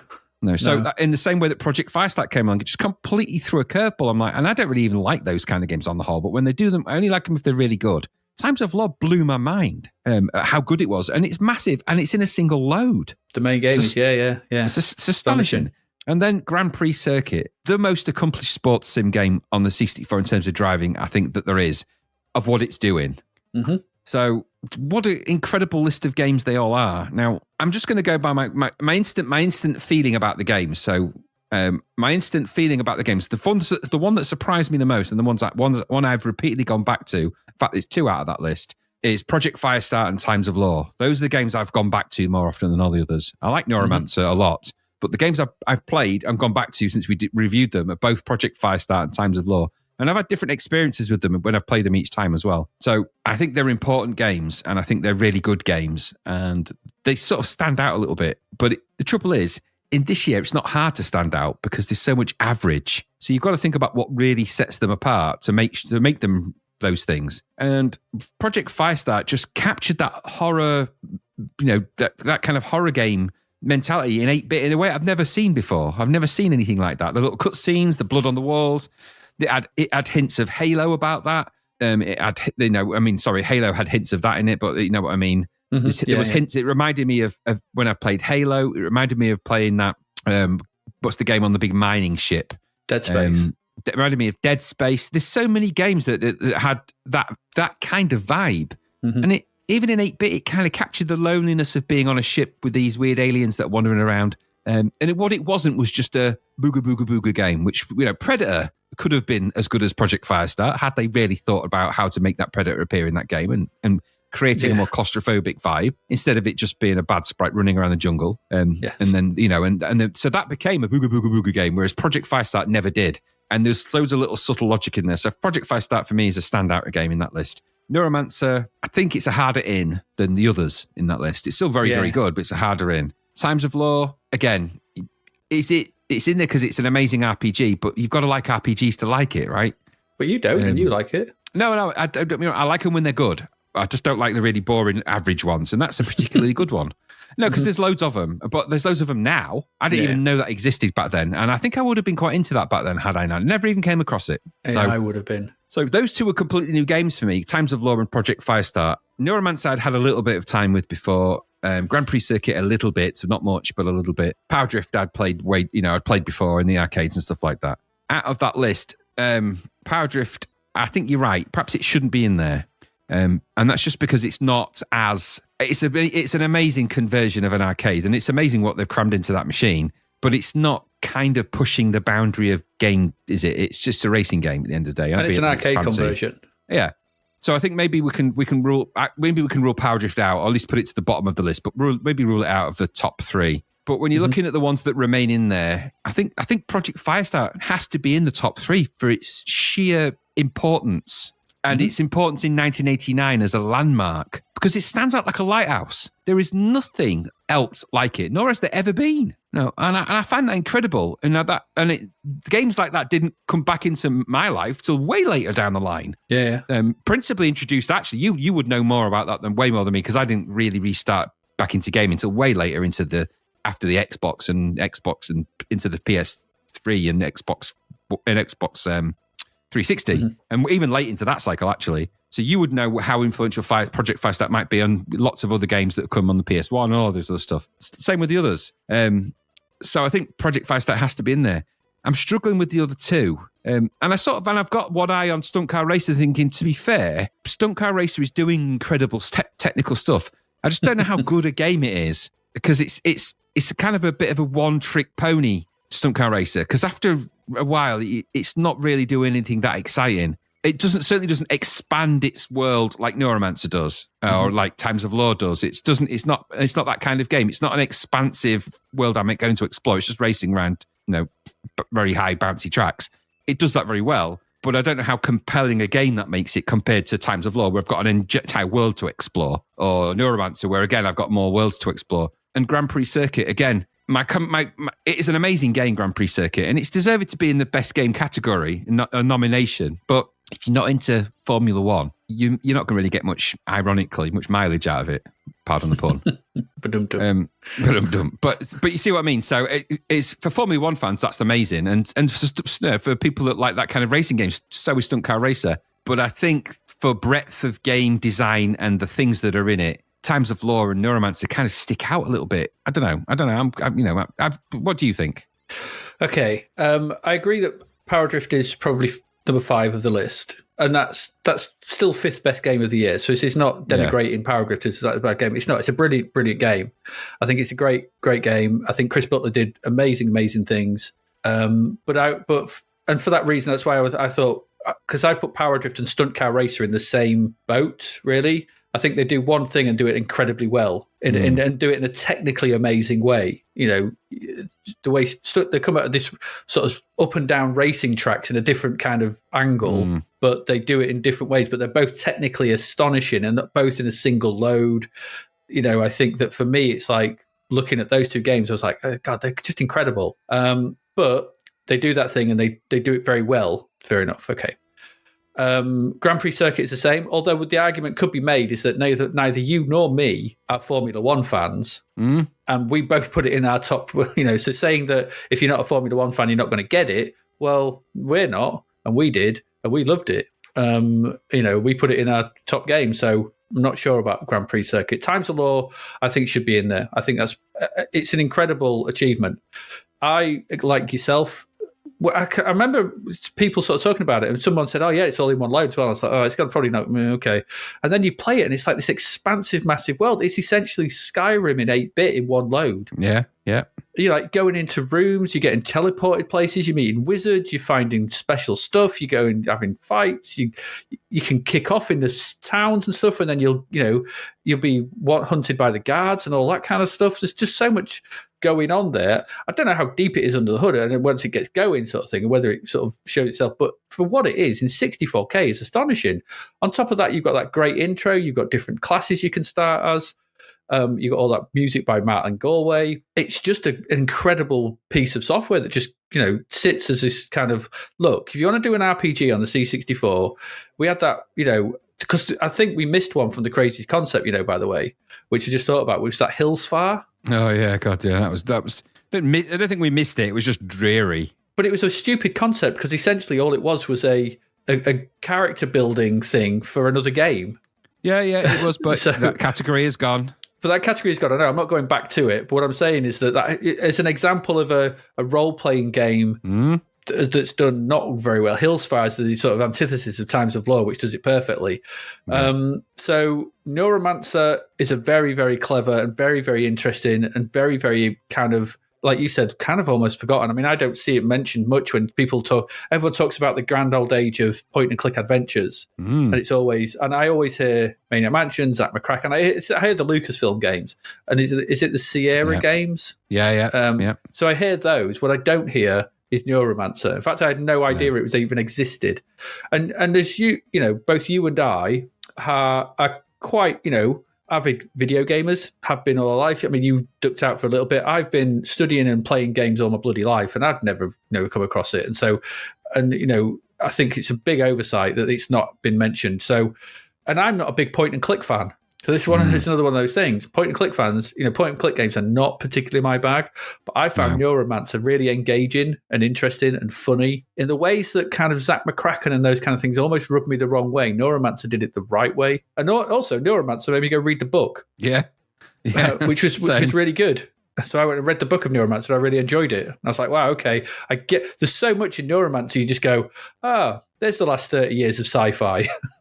yeah, totally. I couldn't believe it. I was reading it. I was like, oh, okay. Now you just reading it so much later and you're just like, oh, yeah. Oh, that's the Matrix. This is just the Matrix. Yeah, totally. They ripped off so much. But so in there. But I mean, we'll come to Project Firestar. I'll talk about Project Firestar in a moment. My double bill to put in with Project Firestar would probably be Neuromancer and Times of Law. Yeah, I think that's a good shout, actually. Yeah, I'd go for that. So, no disrespect to Grand Prix Circuit. It's another incredible racing game. And it's not bad being in the top 5 best game. It's good. And it's good that it's also a sports game. Historically, I'm not a big sports games fan, but I did have some good time with that game. But it is doing what it does. And the other thing is as well, is since Pit Stop 2, we've had such a dearth of racing games. We have, yeah. And what we've got here is in the top 6, we've got 3 racing games. Yeah. So I think that's it's nice to see a good spread of those in there. But when we come to the best games, so we've got Project Firestar, Neuromancer, and Times of Law. So I've spoken about Times of Law, I've spoken about Neuromancer. Project Firestar is I love my horror games. I have done for ages. Going back, I go back to so playing the original Resident Evil and Alone in the Dark on the PlayStation, and then there was Alone in the Dark goes back even further, and they're based on the Sweet Home stuff. But Project Firestar just seems to have been like overlooked somewhere in the fact when I've ever read histories of things. It's only recently, I know this is weird, since we did that episode, I've seen it mentioned quite a lot in stuff, and it's in that book I just got as well, which is that horror book from Future. It's really good. So I'm just reading through that at the moment. There's loads of good stuff on the history of horror games in that. I should actually know the title of it.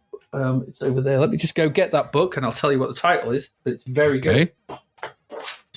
It's this one, you can see that it's From Ants to Zombies. Oh, it's a good book, that is. It's a big old tome, and I'm just making my way through that. Really good, and sort of basic stuff that. And Project Firestar is in there, so that's good. But Project Firestar sort of influenced and sort of set the themes and the layout for survival horror, a very specific type of horror that was, where it's basically you are low on ammo, you're low on resources, and there are lots of monsters, and you've got to pick and choose your battles and your fights. You can't just wade in with, you're not a gung-ho heroic figure.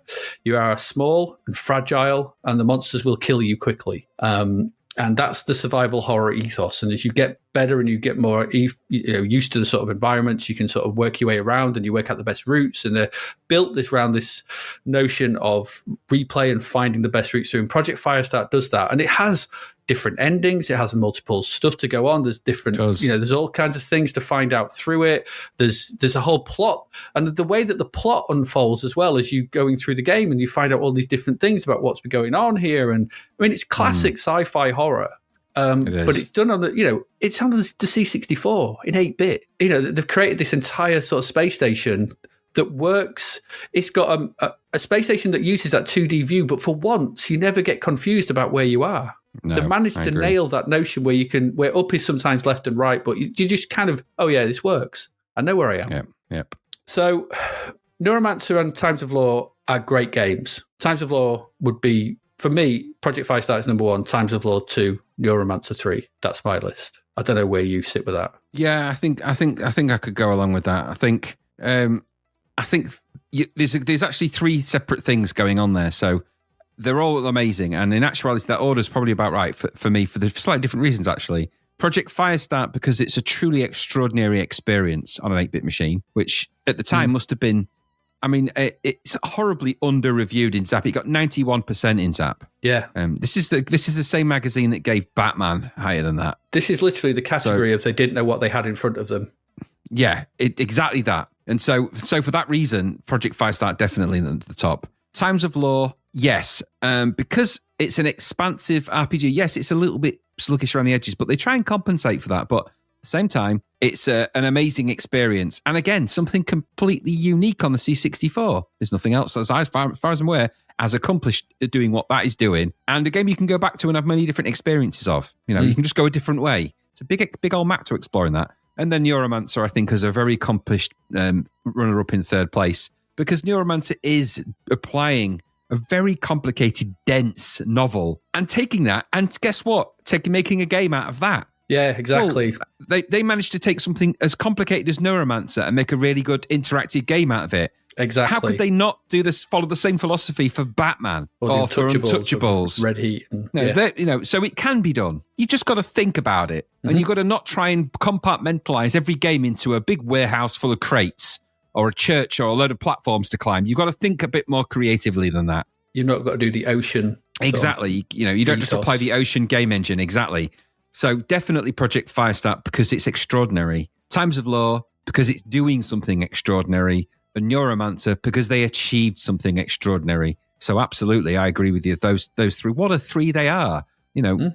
Contenders, not just for the best game of the 1989, but some of those are probably the best games you'll ever play on the C64.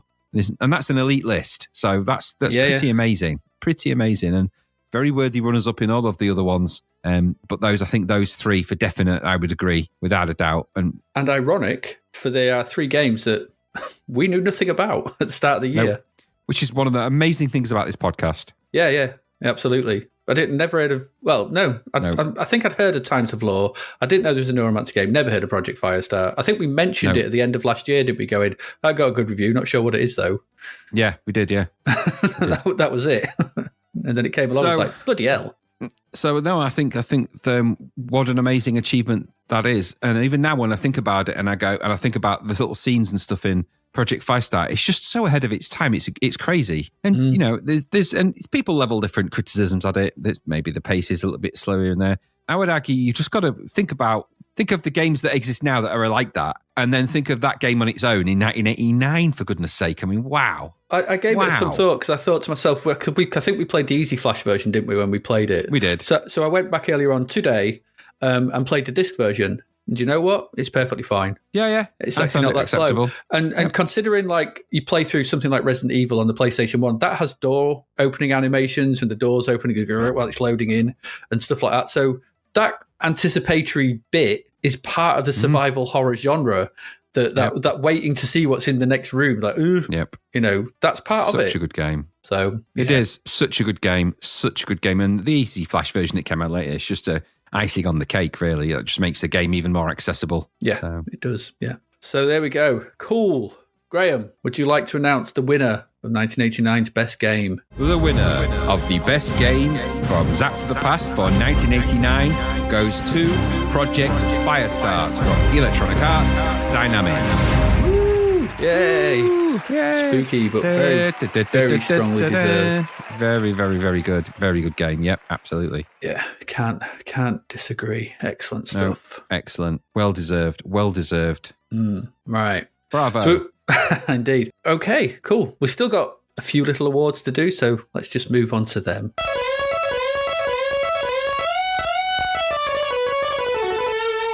First of all, well, we reached out to our patrons. We did. And they gave us their awards. So we've got some of those. So just going to go through those here. So thank you for contributing. Thank you to all our patrons. We love all of you. You may not contribute. It's fine. You didn't have to give us awards. We don't care. But those that did, ace. Those that didn't, we know you listen, you support us, and you're amazing. So let's just take that moment to say, we really, really do appreciate you. It's incredible. But awards, Lee Dove, his best game was Neuromancer. Okay, not only a great role-playing game that was both close to the book and oddly funny, not only based on a movie that never came out, this was a game that prepared me for the work of the future. I first cut my teeth navigating databases, information systems, and writing fake emails here years before I got a job using those skills. It's a tough game now, but easily my favourite game of 1989. Worst game, Zybots. Yeah. There's been some poor games this year, but this game barely even runs. Makes the C64 feel like a scientific calculator. Best graphics, Rocket Ranger. Okay. Well, it was in our list. It's in our list. Was in our list, yeah. One on the list. All these have been in our list. One of the best looking games on the Amiga, looks almost as good on the C64. Best sound was Citadel. Yeah, music is eerie, but the sound effects really steal the show. Selling the scenario of you creeping around a deserted automated city. He's done some others as well. Best Amiga downport, Rocket Ranger. Yeah, best the only one, really. Yeah, the only good decent one, yeah. Best arcade port, Power Drift. Yeah. Okay. Can't argue with that. Can't argue with that, yeah. Chris but always good at making downports on the C64. Feel like the arcade game he was emulating, but he outdid himself here. Brilliant piece of coding and a fun game that outperformed the 16-bit versions of the time. Yeah, they were really sluggish. Yeah. They was robbed. Most underrated game. It's Times of Law. 80% for the largest open world RPG on the 8-bits at the time, and in one load. They didn't know what they had in their hands. That's what we said. Yeah. Exactly. Like Pirates of the Year, wasn't it? Yeah, exactly. Game most ahead of its time. Project Firestar. Invented cinematic survival horror years before Alone in the Dark was even a blip. Yep. Most clumpy of boots. Indiana Jones and the Fate of Atlantis. Now, this was that other one where you're driving around a car and then went in them buildings. Yeah, what was that called? It was Cyber. I know which one you mean. Yeah, that was clumpy. Cop, was it? No, I don't think it was. No, Techno it wasn't. Cop. Although that did have clumpy boots as well. That had clumpy boots. That was the ever-footed stormtrooper, wasn't it? In that one, so there was a couple. Yeah. So this was crunchier than Rick Dangerous. Best Indiana Jones game was Rick Dangerous. Ironically. Yeah. Most maps. We heard you like maps, so we put maps in your maps. Is War in Middle Earth. No argument there. That was mappy map. Yeah, and you spin me right round, baby, right round. Like a record, baby, right round was Forgotten Worlds. Stupidest control system. Yeah. Just ridiculous. David Hernwriter, he gives us his best game was Times of Law. Okay, yeah. Chris Roberts would woo us later with Wing Commander, but for now, this was the pinnacle of C64 RPGs, my book. 13,000 screens worth of adventuring. Goodness gracious me. That's a lot. Yet it was always logical, and the quest never felt hopeless. Like Pirates and Shogun should have been a gold medal. He won't stop about the Shogun, will he? He won't stop. He won't. Shogun Willie sounds like somebody, like a circus act, though. Shogun Willie. Yeah. Project Firestar right behind it, having the most atmosphere in a C64 game ever. Power Drift running in third place, followed by Stunt Car Racer, Rocket Rangers, Speedball, and Grand Prix Circuit. Okay. Best sound, Power Drift. Okay. Yes, I know Dave Lowe's rendition of the Hiroshi Kawaguchi classic main tune, Side Street from the A-Chord. It's only 3 minutes long, but it's about how it fits with the game. Sorry, Turbo Outrun, but you'll have settled for second place despite being more fancy. Okay. Worst game was Red Heat. Yeah, no argument there. So boring within the first 10 seconds and doesn't get any better. Running Man, Renegade 3, and Double Dragon are right behind it. So many dog eggs to wade through. Where was the QA/QC? Go home, 1989. Your software houses were drunk. I love it. Yeah. That's going on a t-shirt, that is. That really is. Best Specky Port, Saboteur 2. Where's Specky Port? Saboteur 2. That's probably Top Gun. But yes. Yeah. Nice try, but bit off more than you could chew. Test Drive 2 and Total Eclipse. Yeah, okay. Yeah. Okay. Can I have an option with my options, please? International Team Sports, followed by Omniplay Basketball. Yeah, that's a lot of options. Yeah, if we put options galore in, they'll never notice these games are crap. Yeah, you've always got the big option. Switch it off. Yeah, true, yeah. And we've got AL82 Retro. It's got a couple of submissions. Best game, Project Firestar. Yeah, good. With the C64 games market drowning in an ocean, pun intended, of effluent and refused arcade ports, movie licenses, I haven't read these by the way, movie licenses a general crappery, 1989 will still reward the Commodore faithful with a few diamonds in the somewhat brown and nuggety rough. Project Firestar is, in my opinion, the standout game of 1989. This sci-fi survival map is heavily inspired by the original Alien movie, and in gaming terms could be described the 8-bit progenitor, the likes of Dead Space and the Callisto Protocol. But indeed. Yep. The claustrophic adventure deposits the player in the air like of the Prometheus. The storytelling, atmosphere, puzzle solving, and tense combat results in a game experience quite unlike anything else on the C64 at this time. Although its restriction to release on disc probably meant a great many C64 owners never got to experience one of the first survival horror games ever made. Probably. That's probably true. I don't even know. I'd never even saw it in the shops. No, this makes Project Firestar my choice for best game of '89 and possibly the best C64 game you've never played. That's true. True. The worst game was The Running Man. Yeah. Possibly the most hotly contested of all the award categories for 1989. Yeah, we had 4 of them. License catastrophe, worst game, Crapcade conversion, or 3 of them. Crapcade conversion. They were so bad we spread them out over 3 categories. Games based on Hollywood movie licenses have supplanted the burning garbage pile of arcade conversions with a veritable cesspool containing some of the most obnoxiously bad games in the C64 library. There are far too many candidates to choose from, all of which have equally valid reasons for walking away with the worst game award, but if you can only choose one, my vote goes to The Running Man. You only need to play the game for the briefest of moments to understand why. The controls, sound, and graphics are universally terrible, and trying to get the main player sprite to traverse the various platforms, a bunch of concrete benches, which definitely did not appear in the movie, is virtually impossible. The combat is woefully bad, thanks to a jerky animation system and crap collision detection, leaving the player flailing impotently at opponents. The sight of a badly animated Ben Richard poking at Dynamo with a white pointy stick, I think it's supposed to be from the front forks of a motorcycle, is laughably bad. Blighted with some of the worst game design and mechanics yet witnessed on the breadbin, I'm loath to describe this travesty by Emerald Software as a game. The Running Man has no redeeming qualities whatsoever, the most ignoble of its offences that earns it the most dire of Zapped to the Past awards. There you go. True. Sequel nobody asked for award, Renegade 3. Yeah. Who wanted it? No one. Nobody. Especially when they saw it. Yeah. Best arcade conversion, Rainbow Islands. Yeah, we don't do the best, do we? Maybe we should. No, maybe we should really do that, actually, yeah. But probably Rainbow Islands is probably the best. Yeah, I would agree, yeah. Yeah. Pretty good. There you go. Honourable mentions, I don't know, honourable mentions for Shinobi, Operation Wolf, and New Zealand Story, and Cabal. It's either Rainbow Islands or Shinobi, isn't it, I guess? Probably one of those. Our New Zealand Story was pretty good. New Zealand Story. Surprisingly, quality of coin-op ports has probably improved for 1989. Well, maybe. Shifty looks all around there. After the list we just went through. Worst arcade conversion, Double Dragon. Yeah.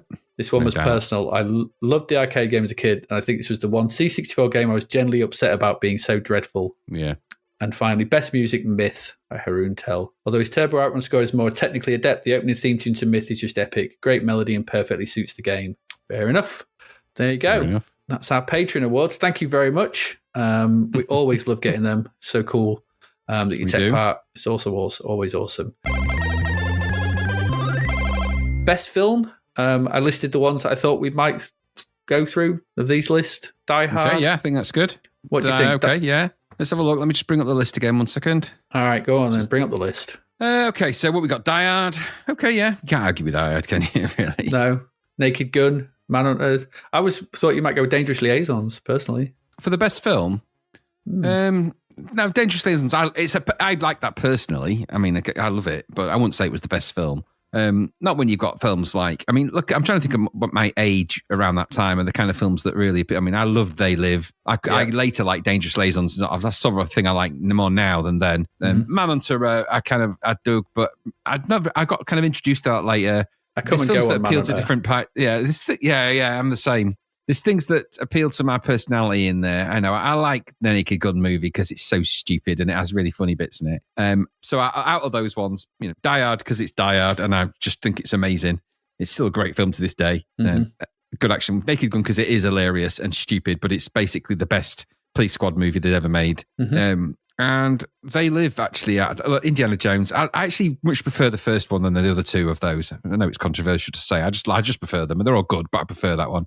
And then They Live, probably. And those are the kind of ones, at the time, I would have dug those more than the others, I think. Uncle Buck was a video one for me. I kind of discovered that on video later. Yeah. I think mine out of the list we've got there would be Die Hard, Dead Poets Society, which again, when we discussed that, I watched it again recently, and it's still amazing. I still think it's a brilliant film. And probably Back to the Future Part 2. Yeah, fair dues. Yeah. I mean, it's a great film, don't get me wrong. Yeah, but they're all good films. Best music? Well, the ironic thing about 1989, as we've seen, is we spoke about this years ago when we first came across the Now albums, was that the Now albums have been cast out the charts. That's why we've not seen any. Well, they have, yeah. They got biffed because they were too sick of them taking up the whole chart. So yeah. So what's our best music for 1989, Graham? Is it Wet, Wet, Wet? Is it No? No, It's not, is it? I don't know. It's a toss-up, in it, between the Shadows, Sam Fox, and Shaking Stevens. All the S's. All the S's, that's what I was thinking. All the S's are there. S treat.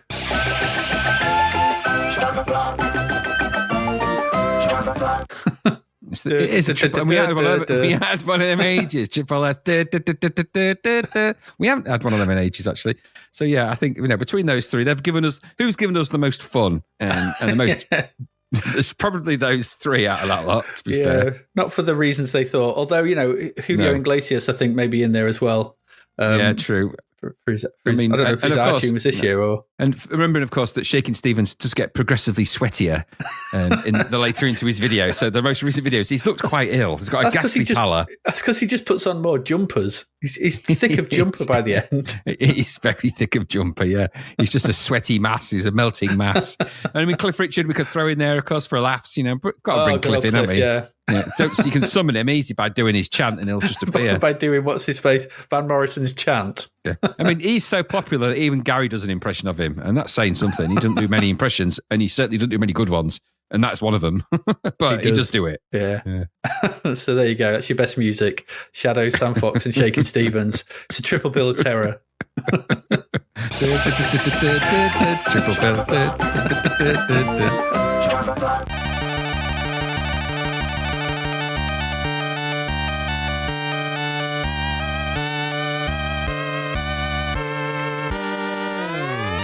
Oh, there we go. That's our awards for this year. The only thing we have left to do is just look forward to 1990. It's a new decade. There we go. We're about the 80s. So, literally, we are, weird, finally. I've put a list of the games that scored highly. Again, a lot of these, no idea about, but some of them you might more recognise, but some of them I do. So big games for next year, going by the scores and maybe things that I've heard of. Ghouls and Ghosts. Yes.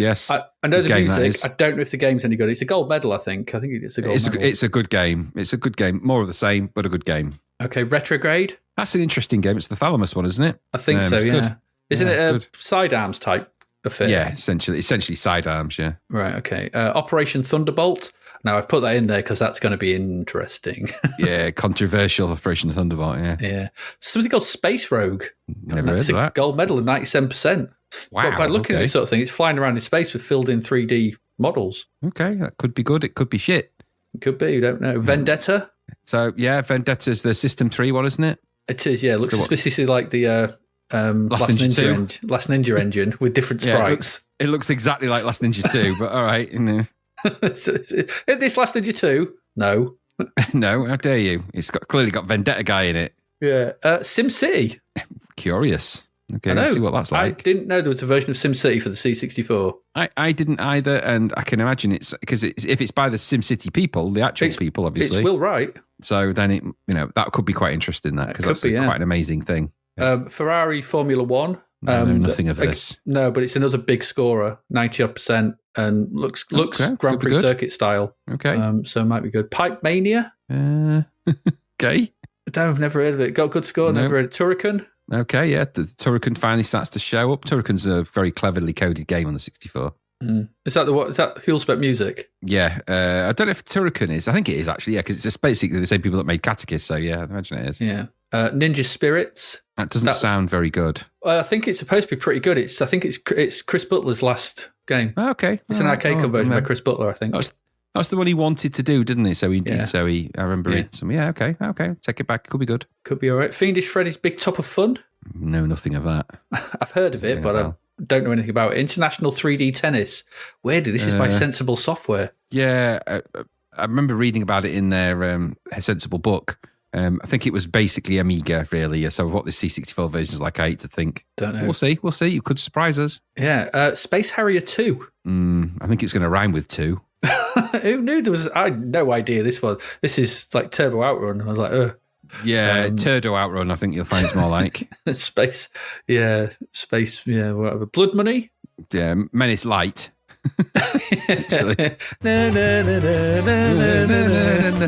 This is not Menace, this is Blood Money. We promise. There's a version of a Die Hard. Could be interesting. Okay, Don't know. Could be curious. Clacks. Sounds painful. Yeah, I've got a dose of the clacks. Yogi's Great Escape. What the fuck is it about Yogi Bear that keeps coming back? I don't know. Remember, he just had the sequel to his 1961. They just rounded off the story. People have been waiting 30 years for. There's more Yogi games than there is Bugs Bunny games. What the hell is that about? I don't know. Murder? I said murder. You said murder. I said murder because you said murder. I said murder. Murder. Anyway, Murder is a game. It looks like another one of those Killed Until Dead type things. Okay. So it could be all right. Iron Man Stewart's Off-Road Racer. Oh, any game that's got something in it called an Iron Man Stewart. Brilliant. I've heard lots of good things about that. It's like a sort of pseudo. I'm not sure it's an arcade game. I don't know. I can't remember. But it's a pseudo sort of 3D Super Circuit type thing. I want Iron Man Stewart to fight Terry Strong in a battle to death. He could be so good for him. Dun, dun, dun, dun. Flimbo's Quest. Hey, Flimbo's Quest. All right. Deliverance. This is Stormlord. Sorry, Deliverance 2. Stormlord 2. Yeah. Deliverance. It looks a lot like Stormlord 1, but okay. I think it does. Yeah. Apparently it's better though. Apparently it's better, but we'll see. Okay, we'll see. Golden Axe. Okay. 96% gold medal. Rating. Good music in it. I think it's Jerome Tell did the music. Surprise, surprise. I think for Golden Axe. Could be wrong though. Could be wrong. I've looked at it. It seems like there's only ever one enemy on screen at a time. You've never played that version of Golden Axe? We call it Mono Axe. This is the Golden Chopper. They've got the Golden Axe. We've got the Bronze Chopper. We've got the yellow chopper. Exactly. Their buns have no seeds. Creatures. Yeah, it's good that is on the 64. It's supposed to be quite good, isn't it? Chase HQ2, Special Criminal Investigation. That's cart only. Interesting. Okay. All right. Atomic Robo Kid. Don't know much about that. It's an arcade conversion, but I've played it recently, and it's actually it's a weird arcade game, so I'm interested to see what they make of that. And finally, Midnight Resistance. No, that's not a conclusive list, of course, all of that, but Midnight Resistance is an interesting one to think about. No, it's not inclusive sort of thing. It's just some of the ones I picked out from next year. Midnight Resistance is meant to be quite good on the 64, I think. So yeah. I mean, it could be that there's games that come along that we're not expecting, that are not in this list, that blow our minds. We don't know. That's the beauty of this podcast, is we found this year where 3 games took the best game spot that we'd never actually played or heard of. Correct. So I think that's quite something.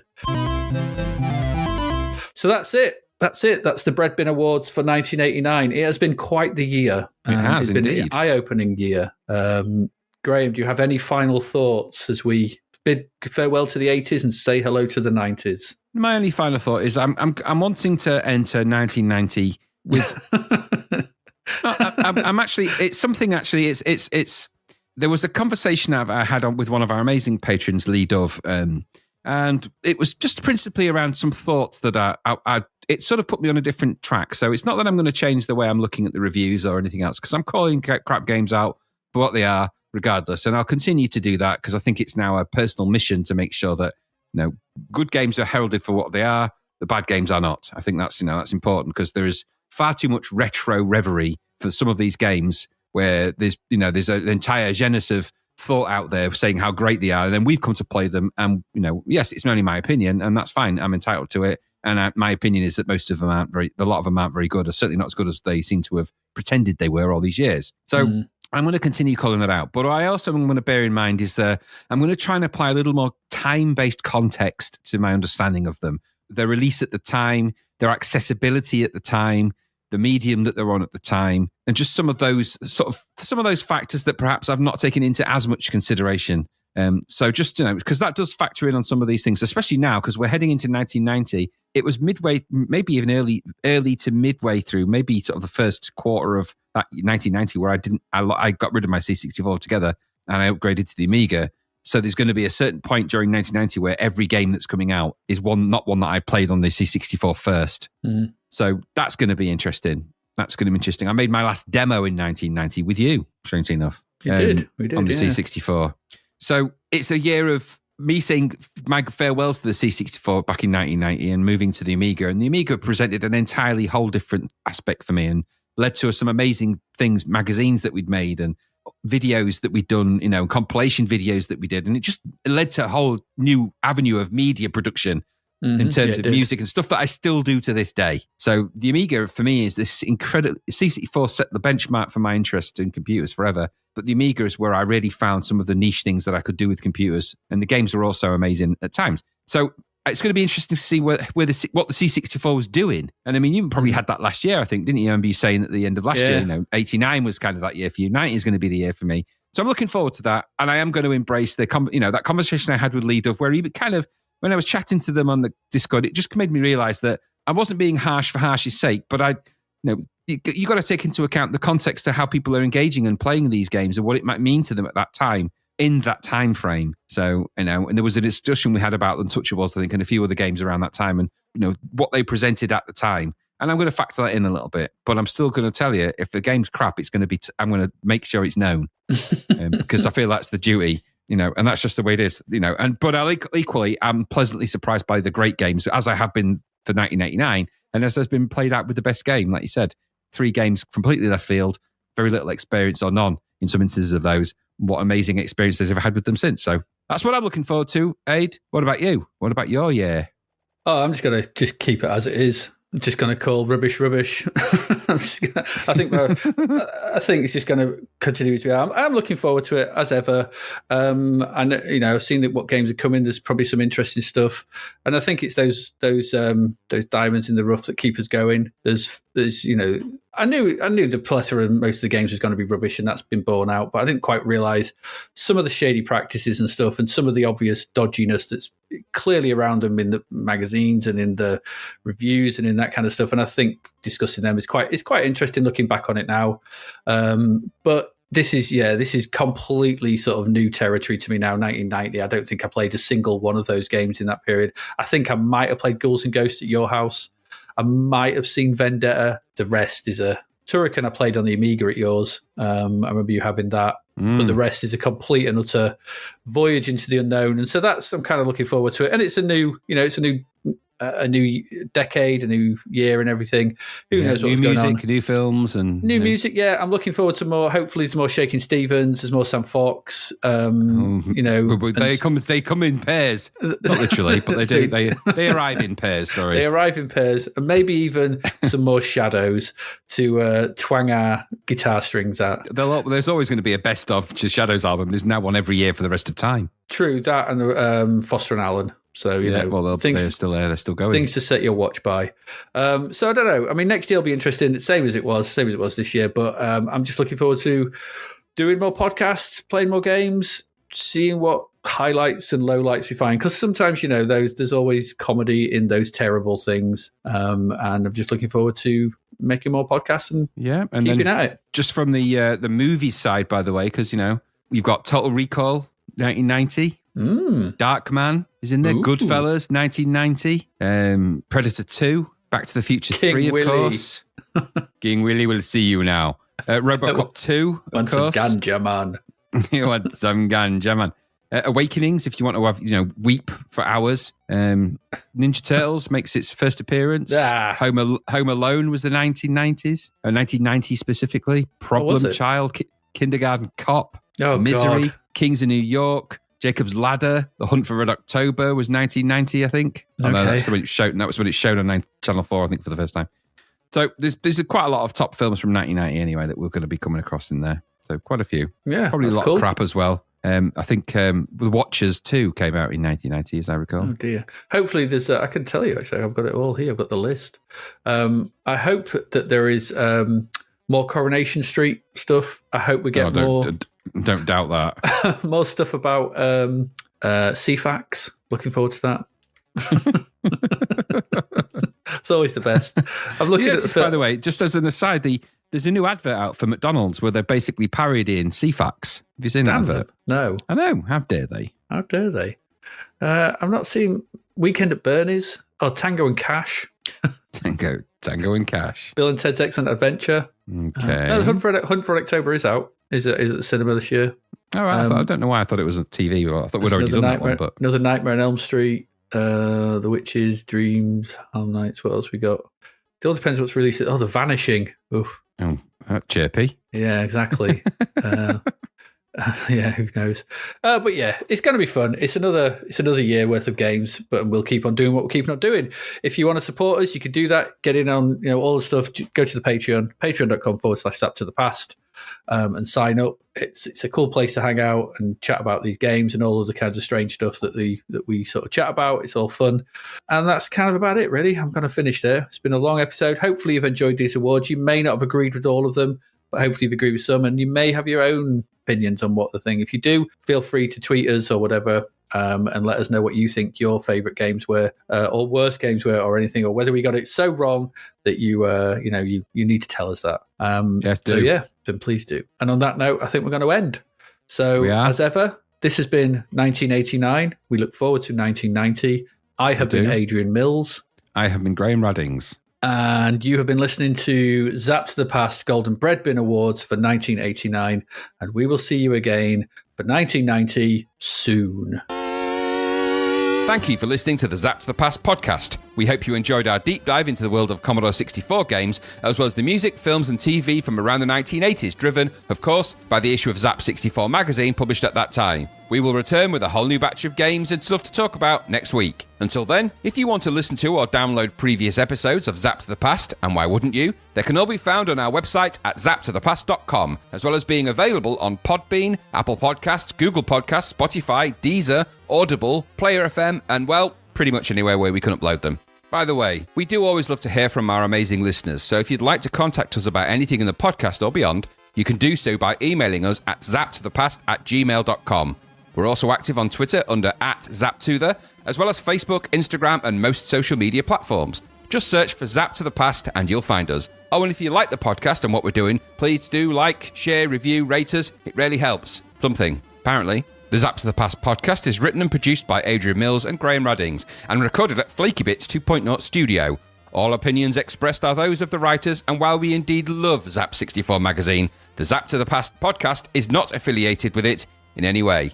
Stay safe, see you next time, and remember, we play these games so you don't have to.